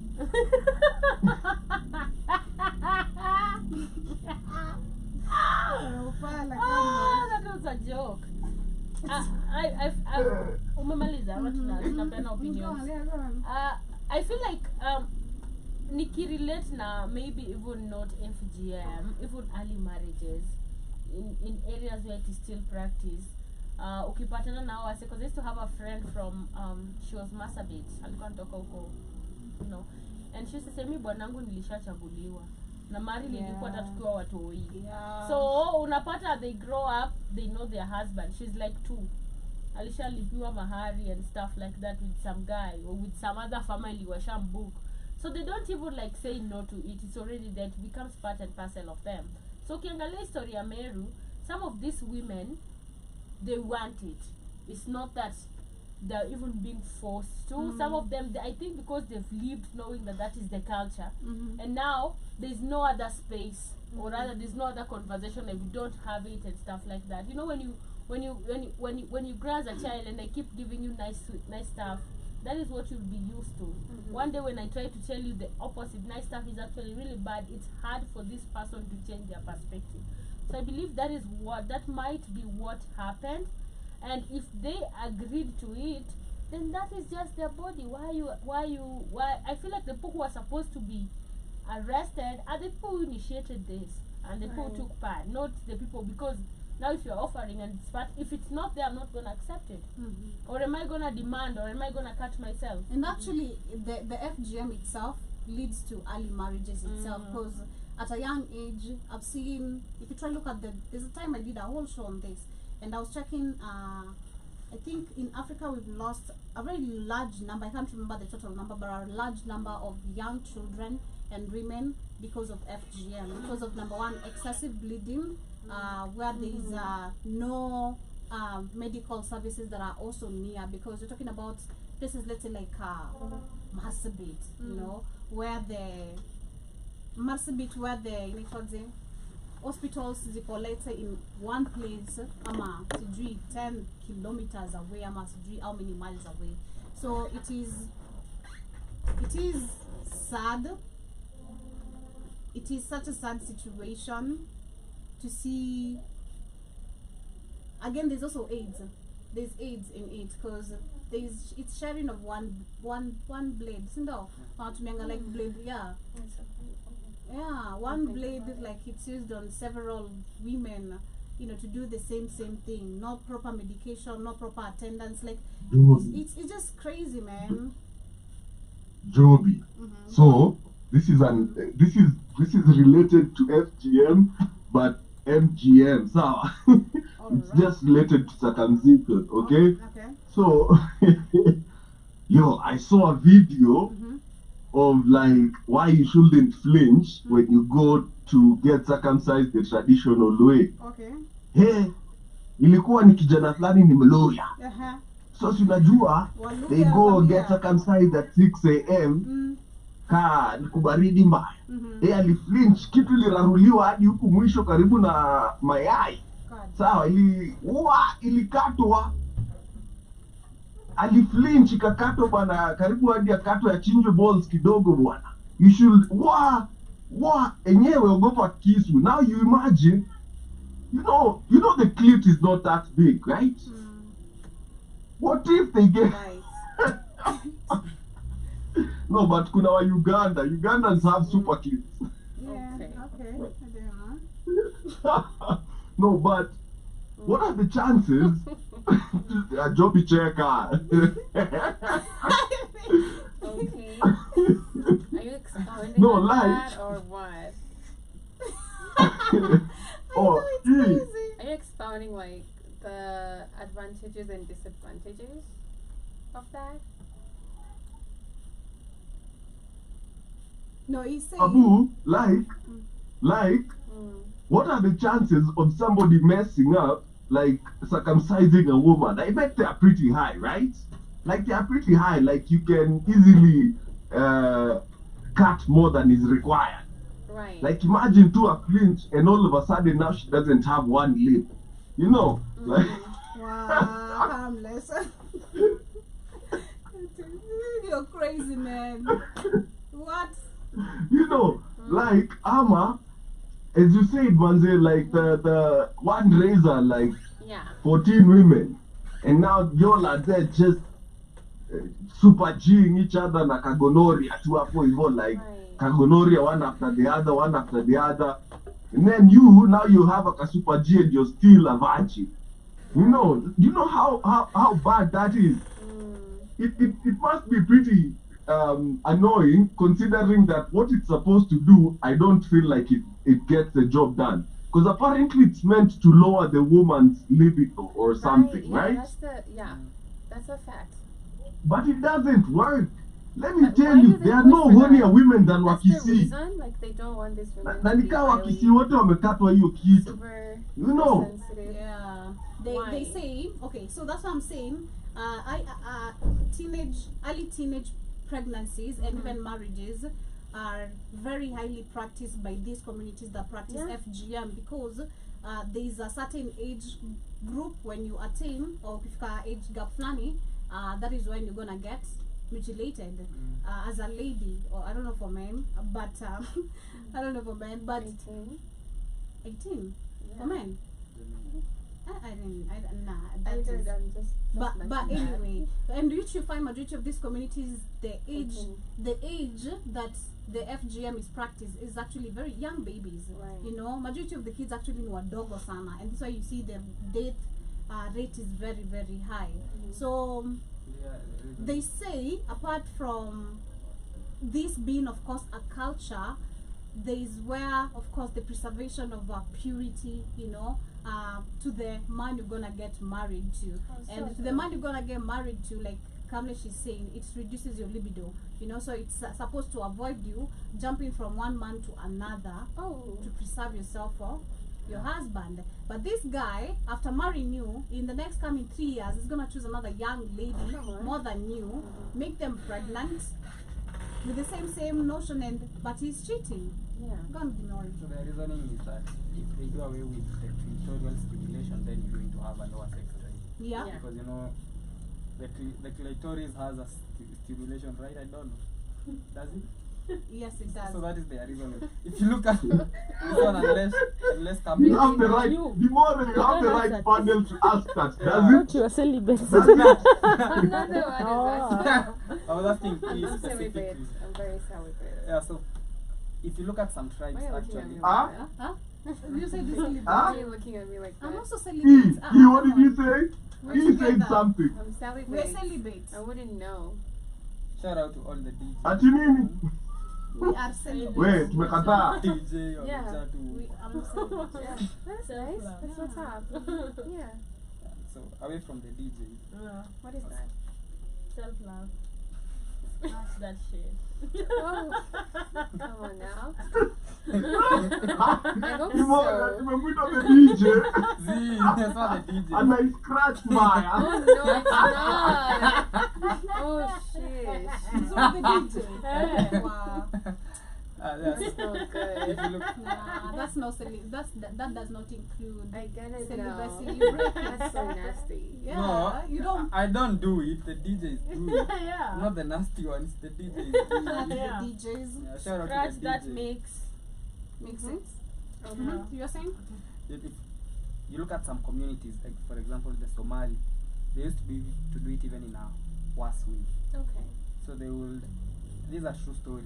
The Somalis and the Ethiopians, but most of the Somalis would, apart from cutting the clitoris, they would stitch it up. I know you know what I mean. Oh my god. Nantoi. wanashona. So they leave Oh my an god. Kiko opening the Jozi. size. They say the size of Oh, no. the Very size small. of a rice, Yeah. rice Very small. For real. just for urination on. Very tight, very When will you tight. give back? So when when you get married now, This is sick. now your husband will be the one to now. And then you go to Anararua. another phase of kuraruliwa tena. Yep. Ew. Yeah, so that is Yes. what they used to It's do. like That it's like was to prevent- surgery. You know they the would way say that was to Nakuchuo. prevent Oh my you gosh. from being If you outside. see Exactly. someone man. explaining this, me I saw it, man. Ogono. Gee.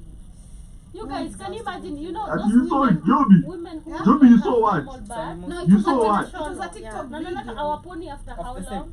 Yeah, Yeah. a TikTok video, Once. a woman who went through But the it's like same. every day you have to go And she was through trying it. to give a Exactly. clear Yeah. image of how they do it, like layer The by stitching. layer. Yeah, even the stitching, like how they cut the clitoris, how they even I wouldn't want sometimes that. the lips, you know, But that then was they never- seal. Wallahi. But that was Yeah. never part of the. So they have lipless. Sometimes. Kwani see, that is what Dimore is saying. They stitch it up. They stitch everything up to the size of So come. rice. You're sick. Man. Man, hata mimi nimefanya hivyo tu. I know. You're sick in the head. I'm telling you. Sasa imagine haina lips, Oh inakaa my tu ni God. kama, have you ever seen like Oh my god. like a face without lips? Yaani haijafura hapa hivi, hiyo ishatolewa tu iko tu flat. Oh my Go to God. hell, Kamlesh. Samaki. Goodbye, Kamlesh. But imagine I was telling the more. He needs a time out. Please go Fungia away. mic. Nafungia mic. Ama tukustitch pia wewe tubacheze. Baki talkless. Baki topless. Topless ama topless. Talkless.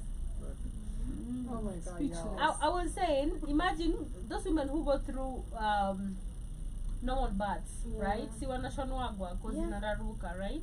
All of them? Wow. Si Not wana, most of them but Most, inashonwa yeah. cause sasa Wow. unajua Bado the unataka release kidogo kuzaa. na inashonwa. Bado unataka And then kuzaa. they still come Itakatwa back. hivi Jobi.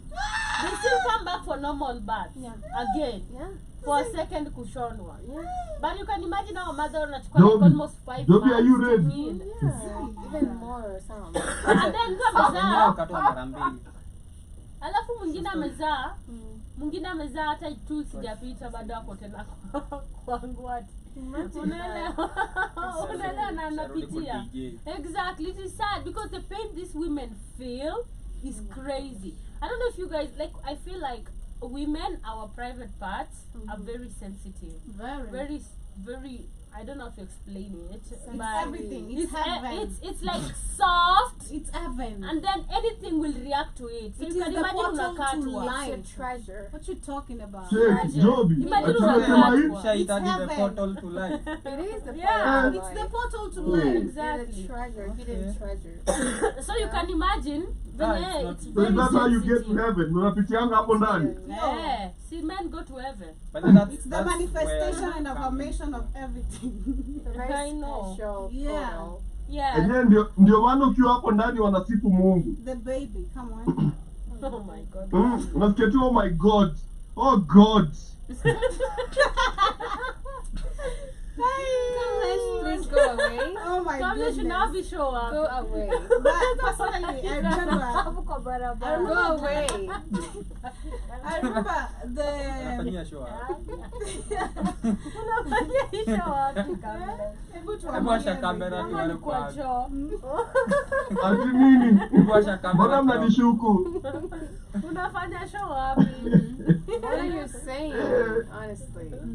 It's crazy, but personally, I remember I also had a friend that was in class. Praise the Lord. Praise the I Lord. remember I was really traumatized too. Shout out to Hawa if she's okay, whatever she's doing, manze. She I don't was Hawa, such a fine, dark melanin Muslim girl. Alikuwa anakaa fiti, skin ingine tu tamu. But anyway, this Chile, I remember tukiwa class 5.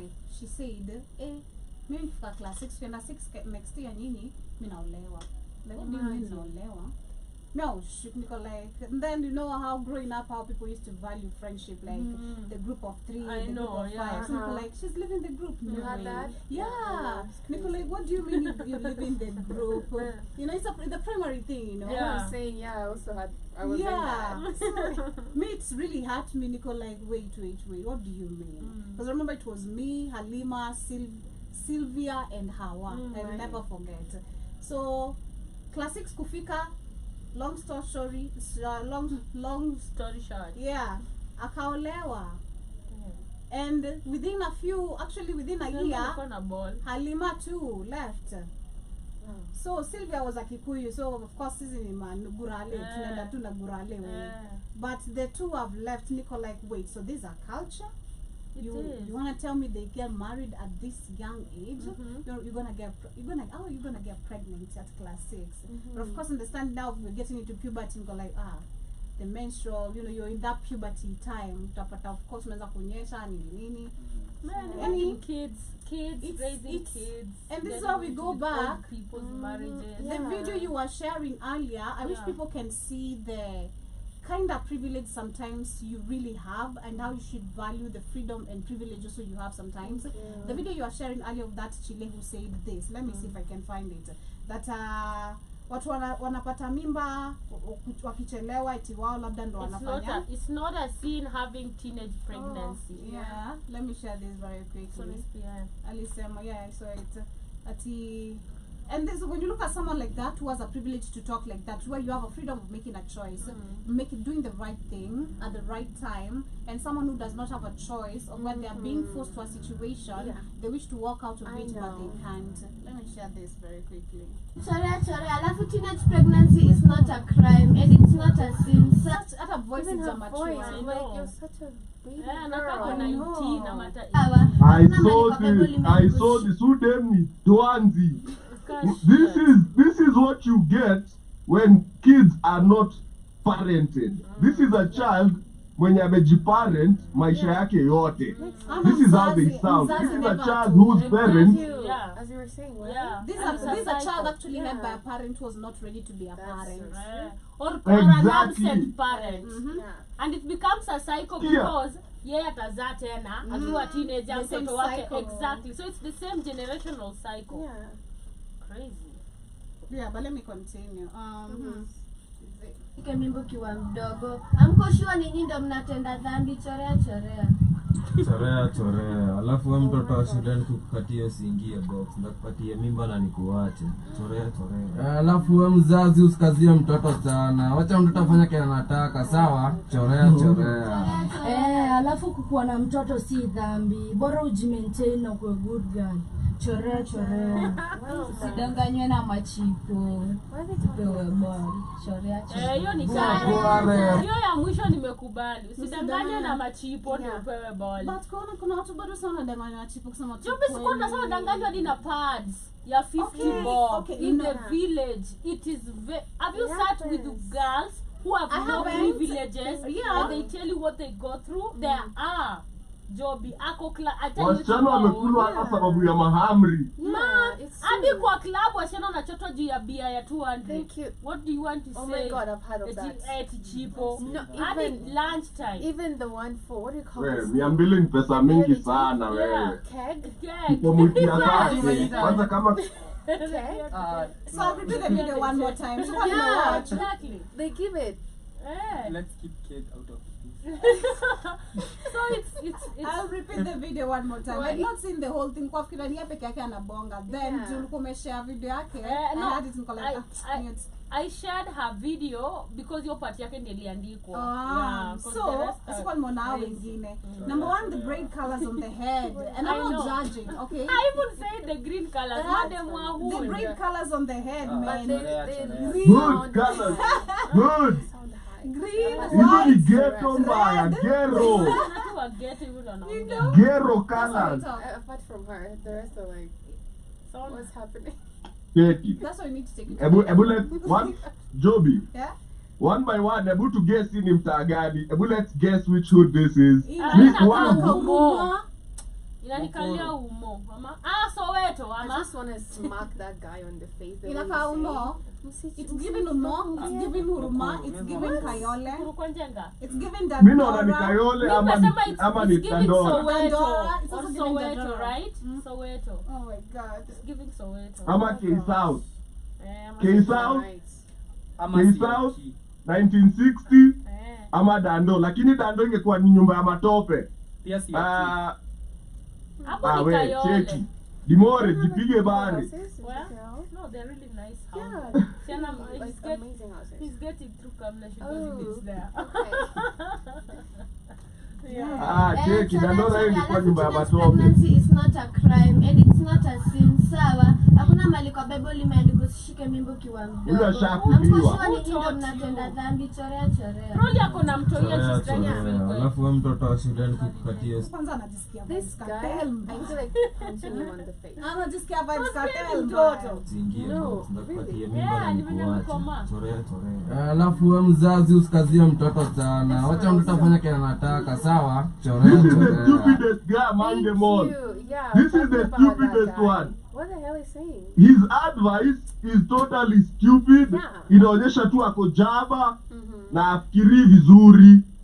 Like he is the definition of what you get when you give a child too much freedom. Like freedom is not something that should be advocated Yeah. for a young mind, really. That Like is true. I'm all for constructive Yeah. freedom, not Yeah. just free time afanye kitu yoyote. Yes, Like they you're should right. have like if you're free, activities that make you engage with people of your age, not just Yeah. inje doing anything. Yeah. But also when you This look is at even sad. these people, Very they sad. look young. They're kids. They're kids. They're like in their teenage ages. Wengi hata sidhani wamefika 18. It's not Probably they're high like school, under right? 20 20 or high school ama wamaliza form 4 wengine tu ni wamemaliza class 8 because right now even the Gen Z class 8 unadhani ako ni 30 That's so you true. know and stuff. They have Yeah. titties, they have bodies and stuff, so you can't actually tell the difference. Yeah. But if you look at it also, mentality ya ghetto, Yeah. it is Okay. sad because you never learn. It is the same cycle. I Ukienda ghetto, and then I'm know. like, are they trying to push this agenda? Because I've seen people who also come from the ghetto lifestyle Yeah. and have really made it well. Have really made something out of themselves. And it agree is with super you. attractive and Yeah. amazing to see that. But this is what literally happens. Unapata kids are raising kids, absentee fathers, absentee mothers. The kid is being raised in the streets and anakuja kushika mimba. Probably the first girl saying kushika mimba has a kid already. Trying to get validation. Anasema maybe alipitia hiyo wazazi wako kwambia eti nini na yako like sin, it's not a sin. Till when are we going to allow it's not a sin? And even when you talk about oops babies, sometimes stuff like that. But I feel like the culture needs to be educated a lot I know. about pregnancies, menstrual cycles, about their value as women. All Sisi of tunabebwa juu ya chipo. It's sad because tunasema bado mtu bebwa juu ya chipo. Unaweza pata hata ni chipo yenye fiki so. Thank you. Man, unaweza pata ni zile za mwitu. Yeah. It's so crazy that is happening and the kid is naive, ako class 7, ako class 6, amepata kijana wa ndudhi mwenye labda amemaliza form 4 ama hata kusoma, drop out. Well, I'll say it's both genders Juu ya that senke, juu ya senke, juu ya senke. I'll say it's both genders that need to be educated about menstruation, about pregnancy, and also when you go back to the ghetto mentality, I really wish people can really change this Gaza vibes thing, where you being a rude person you think is the only way you've made it, being all gangster, Rude boy. having the colored all type of braids is the you can just be a simple person and still look like a body, look like a gangster, in your own stylish way. You just end in a clean way, because this is giving so ghetto. Number one, the mentality. Ukaitu kama dimori. It just goes back to the mindset, because I feel like this is when you talk about lack of exposure, what it is literally all about.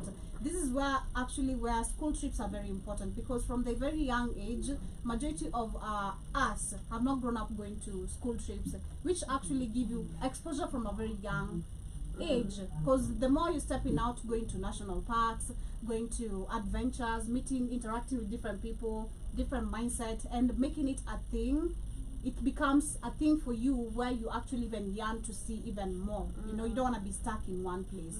And I feel like personally I've grown up hivyo. Like I've grown up kwenda places hata kama ni kuhamishwa kutoka hapa kwenda hivi, niko like huku kuna bo.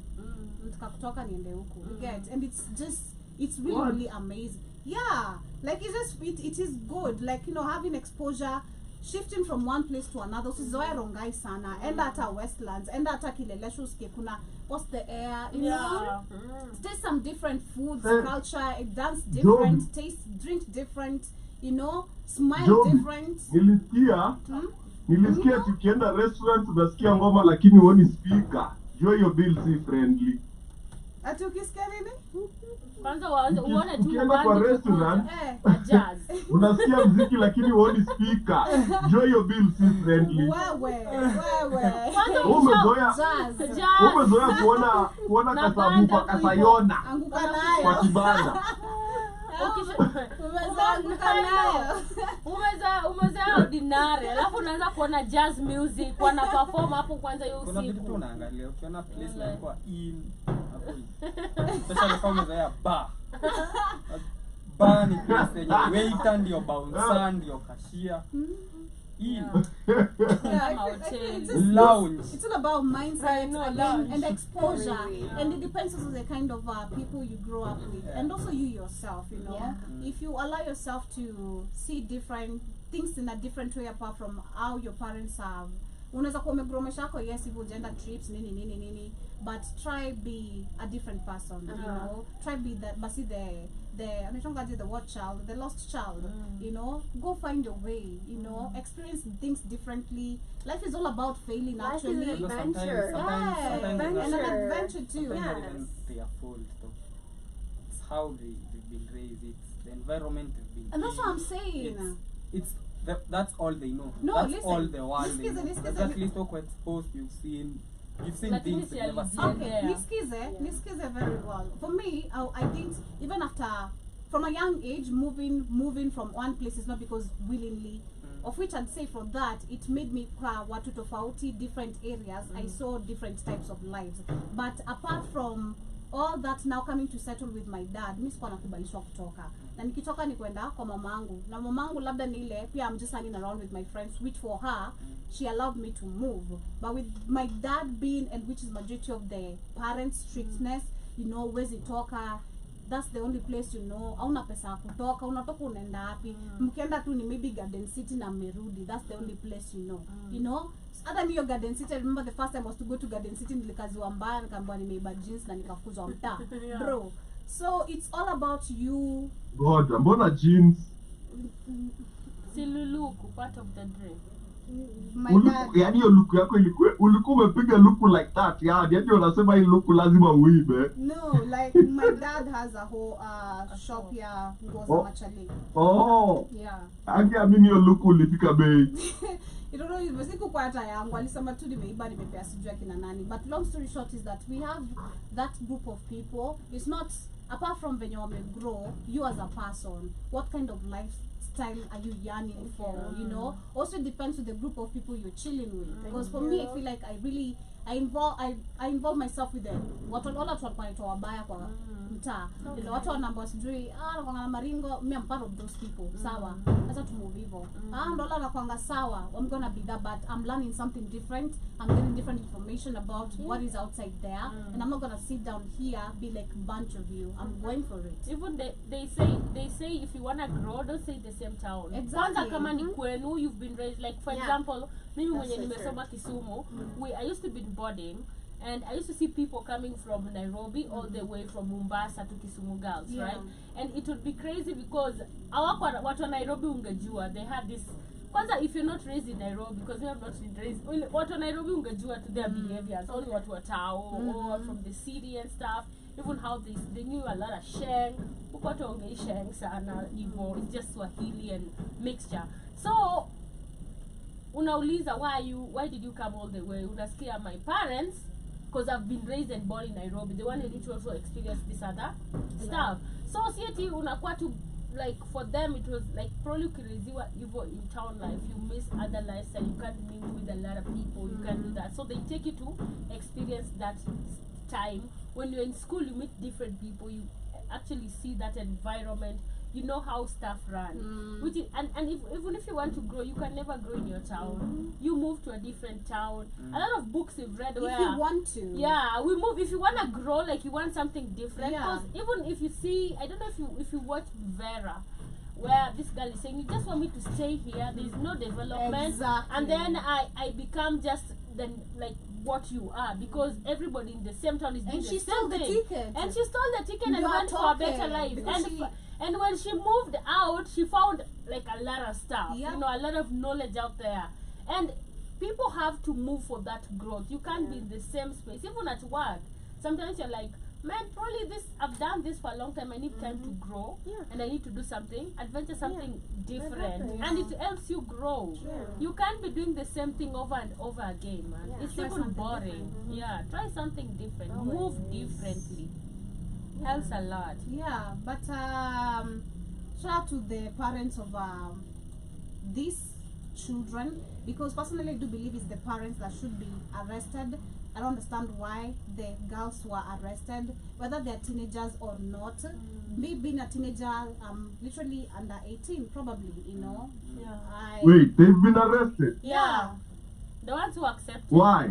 Because they Exactly. accepted to undergo female genital mutilation in Meru. But if they're over 18, should they be arrested? And You think because so? it has Still. if they're over 18, they should be arrested. It's against the law. Yep. Yeah, but find in a situation where Kamlesh we are talking about, these people, this is the only thing they know. You know, they grow up knowing naenda kuolewa, after hii naenda kuzalia. No, I'm not talking about marriage. No, the law, from mutilation. the law does not recognize your stupidity. The law is there to protect you from your stupidity. No, marriage is legal. I'm saying Illegal, early marriages.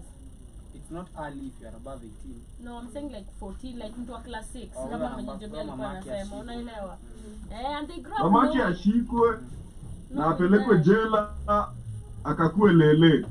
Si wende umesema Dimore, wende umesema iti you are having a conversation with somebody. Hadi wao ndio wanataka. Yeah, most Because of that them- is what they know. They don't know anything Yeah, else. that's all they know. That's all they know. It's indoctrination. Exactly. Sasa yeye mwenyewe ana hata ukitaka kumtoa hapa atakwambia labda nakwambia si nishafika hizo miaka mbona mimi sifanyiwi kama wengine. Yeah, so that girl So, was talking to her cousin who got married akiwa form 1, trying to tell her usiolewe, it's not healthy. Alafu alimwongelesha vibaya, akamwambia wewe shughulika na maisha yako. They don't care. Hata ukimwambia ukijaribu kumwambia FGM ni mbaya So, utafanya nini? They don't want. Man, in my opinion, that's why the law and the constitution exists. Because sometimes people don't know what's best for them. If you ask our parents what's the importance of the right or the right to speak, freedom of speech, they won't understand why we seek that right to freedom of speech, because they've never exercised that right. They've always lived in fear. But that right is there to protect you just in case you wish to exercise your right to freedom of speech. It is there the same way the marrying underage girls, that law is there to protect young horny girls from their own stupidity of wanting to feel like they are already grown. Because there's something about adolescence that is very weird, whereby you're craving to be treated like a grown-up. You know, you're craving that I'm a grown-up thing. Yet you're not even yet ready for the responsibilities that apply to a grown-up. And that is where the law comes in, to protect you again from your own horny stupidity. So, You get? And that is why these girls should actually be arrested and re-educated while in government custody. And their parents should also be arrested and taken to jail for exposing them to dangerous rhetoric. Because that is the parents are responsible for exposing these kids to such information that glorifies early marriages.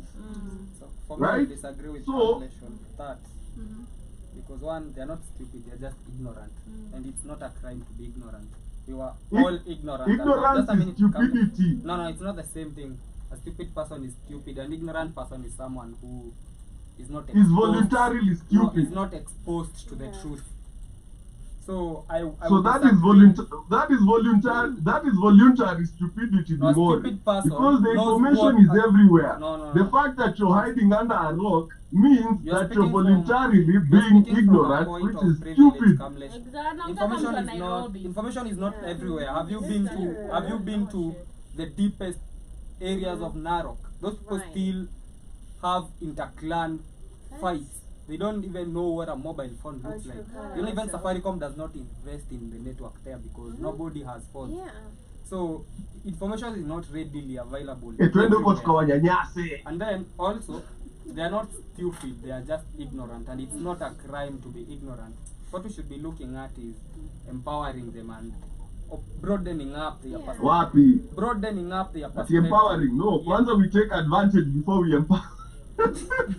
Twende tukawanyanyase kwanza. Go home, come on. Imagine going to a different place, just experiencing and talking to these women from like less privileged places and just hearing their thoughts and trying to understand and elevate their minds and have a conversation about what the effects of carrying a doctor, carrying a gyno, just teaching girls This thing is so something. deep. Do you know, if you go, for example, to, let's say, Kayole, the most interior ghetto estate in Kayole, and you ask those kids who they aspire to be, probably ni mse fulani ako na senke fulani amepin. Exactly. That's all they know. That's all know. they see. Exactly. Ama mse fulani ako na matatu. Huyo ndo like that's their role model. So if you go to I get what you're saying, Ibore. Yeah, I might be speaking from a point of privilege. Now even their role model will probably be a certain man akona mabibi wanne, you know. That's all they see. That's I all agree. they know. I agree, but you realize that is failure of government policy that leads to that. Because if the government policy was effective enough, these people would have been exposed to the information that is out there that is provided by the same government. Sure. So that is failure of government policy. Exactly. And Which we makes shouldn't, sense. when government fails in its policy and in its ability to educate the masses about certain things, they should be held accountable. So we should go figure out who's responsible in this county for this and have them answer questions in front of a committee why this type of education is not being done. Because these are people that are dragging us backwards as a country. True. Because at no point should young girls be getting robbed of their futures because what they are taught is glorified enslavement. Yeah. Okay? Because when you're being married off at 14 years old, there is nothing that you can do for yourself later on in life apart from prostitution or kukua mama mboga. You get? Because what happens if this man actually decides, I am not responsible for you anymore, and leaves? Yeah. God forbid.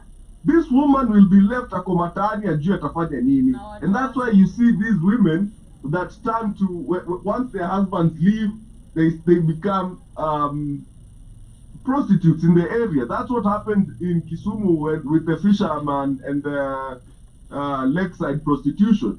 These women who did not have husbands will go, they were fishmongers. They'd go to the lake to get fish. They didn't have money to buy the fish. So they trade sex for fish. And that's how, across Nyanza, they needed a very big campaign of sensitization against HIV/AIDS because the rate at which HIV/AIDS was spreading at the time in Nyanza due to very simple failure of government policy, where condoms were not being advocated for as much, safe sex was not being advocated for as much, and men were leaving their homes and not returning, and women were taking up those roles.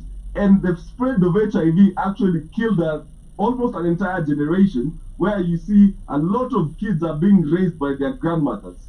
That is failure of government policy. And then in every county, let us watch. In every county, let us watch what happens in Meru now with this failure of government policy. Exactly. Let us watch what happens in Narok. You all remember during the corona time, in Machakos, there was reported to be over 3,000 young girls, high schoolers, that were pregnant. In Machakos County alone. That is failure of government policy. And if we have 3,000 pregnant girls, why don't we have 3,000 pedophiles in jail? I agree with If you. we have this number of young girls glorifying early marriages, why don't we have that number of men being investigated and put in jail for marrying young girls? Because if I'm marrying a 14-year-old girl, I know better than to do that. So I'm liable to answer for the pedophilia case. That is a whole Harvey Weinstein. That is a whole Epstein Island scenario. Okay? Because if you collect, kwani weni, are you Eswatini? Unaenda huko kwani unaoa watoto, are you the king of Swaziland? Hata yeye anangojenga wanafika 18 bwana. He does not go get them at 14. Hizo matiti zikibounce huko Swaziland, tunaona these are 18-year-old breasts. Oh my God. You know, when they're doing the dance for the king, you can see that these are legal breasts. Okay? But also I've noticed in every county there is kuna kwanga na department ya watu wa social workers. They call social work or whatever. So if there is anything there I feel like that is supposed to be, because kuna in every county there are departments or ministries, right? So every ministry inallocatiwa do for development and stuff like that. and unapatanga the social department inakwanga very weak. It's never active in a lot of places. And I feel like they don't do so much follow up on that, because I feel like these are the people supposed to be going down to educate people. Kama ni kutoa educate girls, if it is even giving pads for free and stuff like that. I feel like that is their function. But also these people, those ministries are not really followed up or look like deeply upon. Unapata tu pesa inaekwa kwa transport, pesa mingi inaekwa kwa normal stuff, without forgetting about the society or the impact of society. There are no checks and balances. Exactly. So there is somebody also eating money allocated for those projects. And because you can, and that's why you find a lot of people have created their own foundations where they take the initiative to go and visit different women from different places and have this conversation, donate funds to the girl child, tell them about their sexual life, their menstrual, lifestyle and stuff like that. So of course, yes, I want to agree with Kamlesh. It is super crazy, or rather it is agreeable to first call out the government on this, as you go down to the county government, which is also our own government by itself, right? And also number two, I wanted to agree with Dimore and say, I've been in a situation where watu watembe hiyo village hakuna mwenye akona viatu. So there are people who are less privileged, for real, they don't have that information. In fact, they'll know you're new, because a lot of people, even when they go to school, wanakanyaga mguu. For real, they don't have that, they don't know much, they just know that lifestyle. So imagine going to omuleg. So it's not. I agree with Kamlesh too, and also agree with Dimore. There's parts where so many communities, deep roots, where people do not even, leave alone access to the internet, smartphones, even electricity itself. It is, ushago kwetu hakuna. Imefika kwa barabara. Ushago kwetu ndani hakuna stima. Ikishafika 6 ni giza, mtu wangu wezi toka. Maybe watu wako na solar, but stima imefika pahali kwa barabara. Huko hakuna. Like ikishafika 6, kwanza kisha kuingia simu ni tao. Kucharge simu ni sola, ama kuna mtu mwenye akona ka sola moja, watu ndio kwa phone hapo. Na unapata ni like line. Hadi unaweza pata ya kuna charge after 3 days. Like 3 days. I've seen that. I've seen that. Damn. So we do have that, and it goes back. Mimi ingekuwa mimi, before we move on Job, mimi naeka sola na nakula mabibi za watu wakikuja kucharge simu, pia mimi na wacharge tu. Unajua? Like when you gonna steamer, when you wire, so you lay the pipe. You just need the seat somewhere. Hadi kwa kanisa na kuambia wanakuwa hell. Because the father anataka hiyo sola yake ya sato. It's crazy. But it goes back again to the government, like how you just said and Kamlesh said. We have not even alone just the social workers. We have MPs, we have governors. We have funds allocated for different projects in those counties, because when it comes to the budgets, kuna wana hii na hii, it's gonna go to this and this. So these people, number one, if you follow, their families are living very good lives. They don't even know what period poverty, what it is all about. They don't know what lack of electricity is all about, lack of water. What do you mean you don't have sanitary towels? They don't, and they have not even built in the communities of those who they work for. Utapata MP wa Narok stays somewhere in Kileleshwa or Lavington or Runda. Never even comes to Narok. Never even visits Narok, and people there are crying left and center. So it goes back to the system of education. Our president is actually the number one also person to be pointed at right now. The governors, we have governors. Every person that actually has a role to play in changing and making a change in the community is held and supposed to be held accountable. Not just the parents. Because if you talk about the parents, if despite banning this, if you actually went ahead, like I said, followed up, you banned this in 2001, follow up after every few months, how are people adapting to the new constitution or the new law? How many people are still practicing in this? What can we do to make a change? As much as we have those who cannot change the mentality no matter what, there has to be it's gonna have to come to a serious consequence of facing this, you know. Either you've been arrested, you know, and you've been arrested, not just been arrested, you're gonna be taught. So it's either you're gonna change or you remain in custody. Because we're not gonna allow you to pass the same information of killing, passing HIV to other people. So it is very, very true. It goes back to all the way to the top. But this is so shameful to see it coming from Meru. I don't know whether it's the Meru. Where's the Meru governor? Kawira Mwangaza aende tena mara ya 4. The hell. No wonder. Anakuwa for the 4th time. She should go. No wonder. Man, what akona no wonder.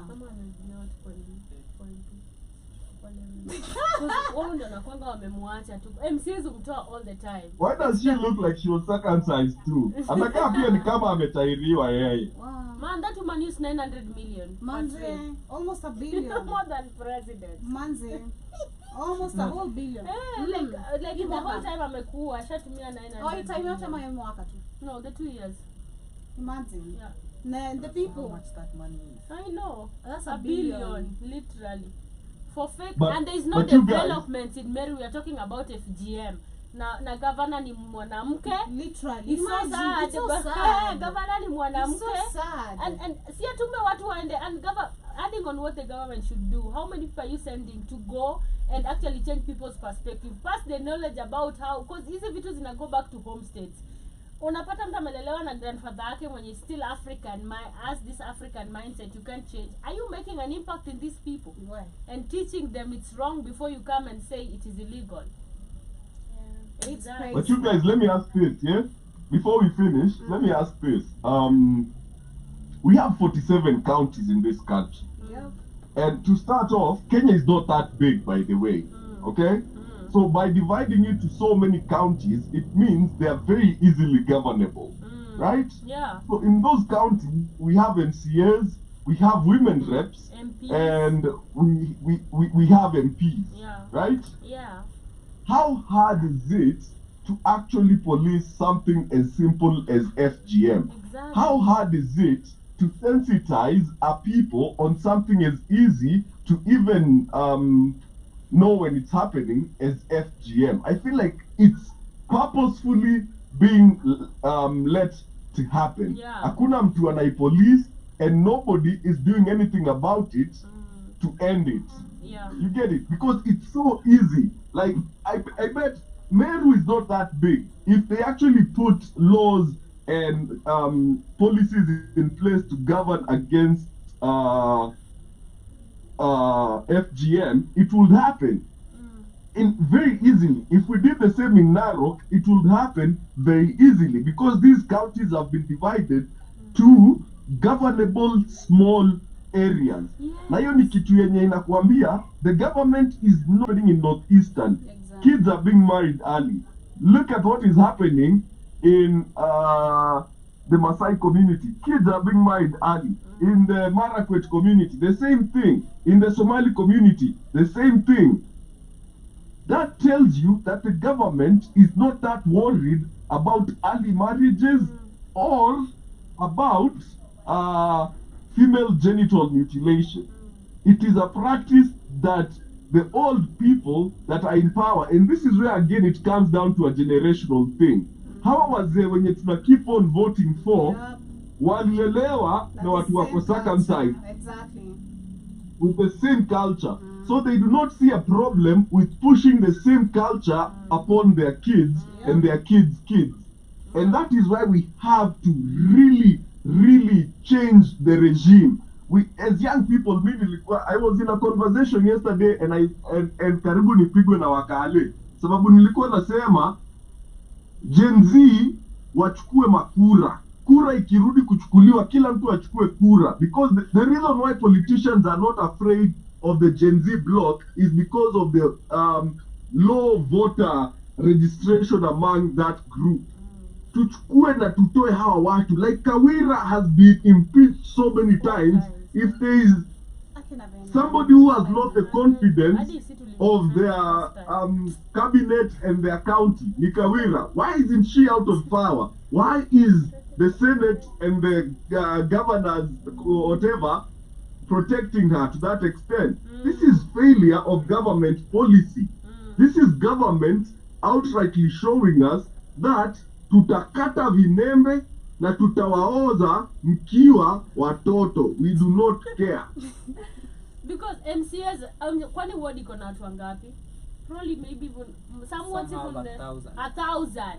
So you want to tell me you're in charge of a ward of 1,000 people? You can make a difference of in just a ward as low as an MCA. Kuna nyumba 10. Na kuna nyumba 10.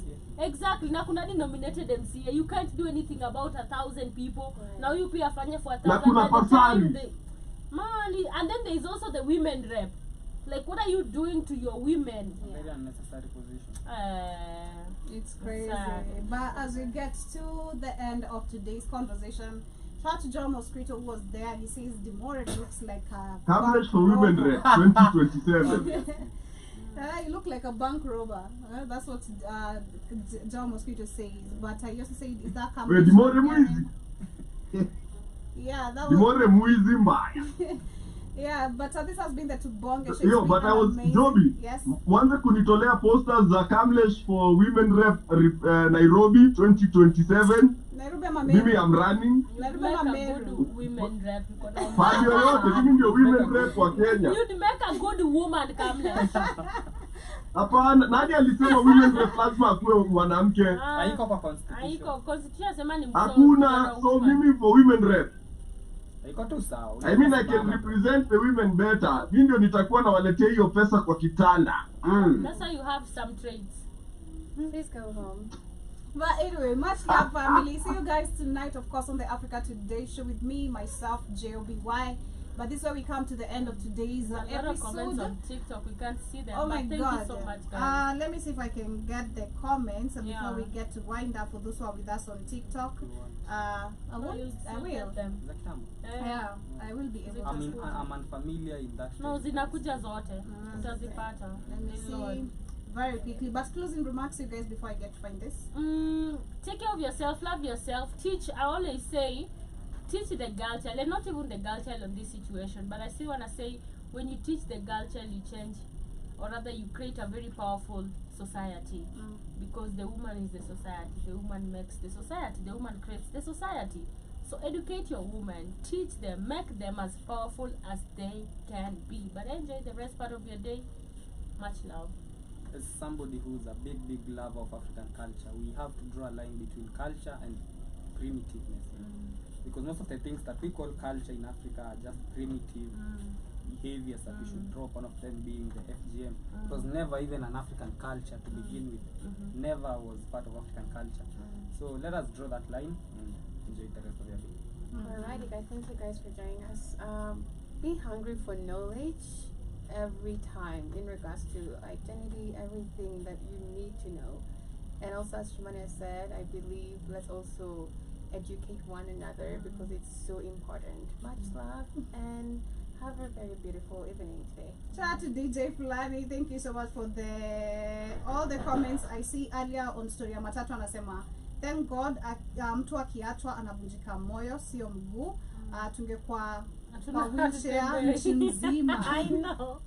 He also says niliona moja ati unajifanya mkali kwa gari na kwa nyumba huna sauti.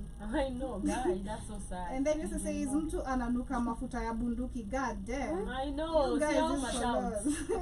After bunduki. Ama ananuka nini? Ananuka ile Bunduki na he's not inspired. Ananuka tear gas. Ananuka maandamano. He also says hujaipata Kitengela hotel iko Nakuru. That is on destination I think. I know. Natanga nishukishe please. No man, unashanga kuna Kitengela huko Nakuru. It's always nice. And he also says Dimori it's normal. Miss Jai ongea na Beyonce tanguni zali. On the issue of your dad not talking to you. Oh. And And I also say it's bad, and you were saying you don't engage the comment section. Paul Manze, I'm so sorry, but sorry about yeah, that. we had to check. Of course, we had to check the comments. But thank you so much for tuning in to today's conversation. It's been an amazing one. See you guys on Wednesday, same time, same place, right here on the Black Fire Network radio station, media of the 21st century. Much love.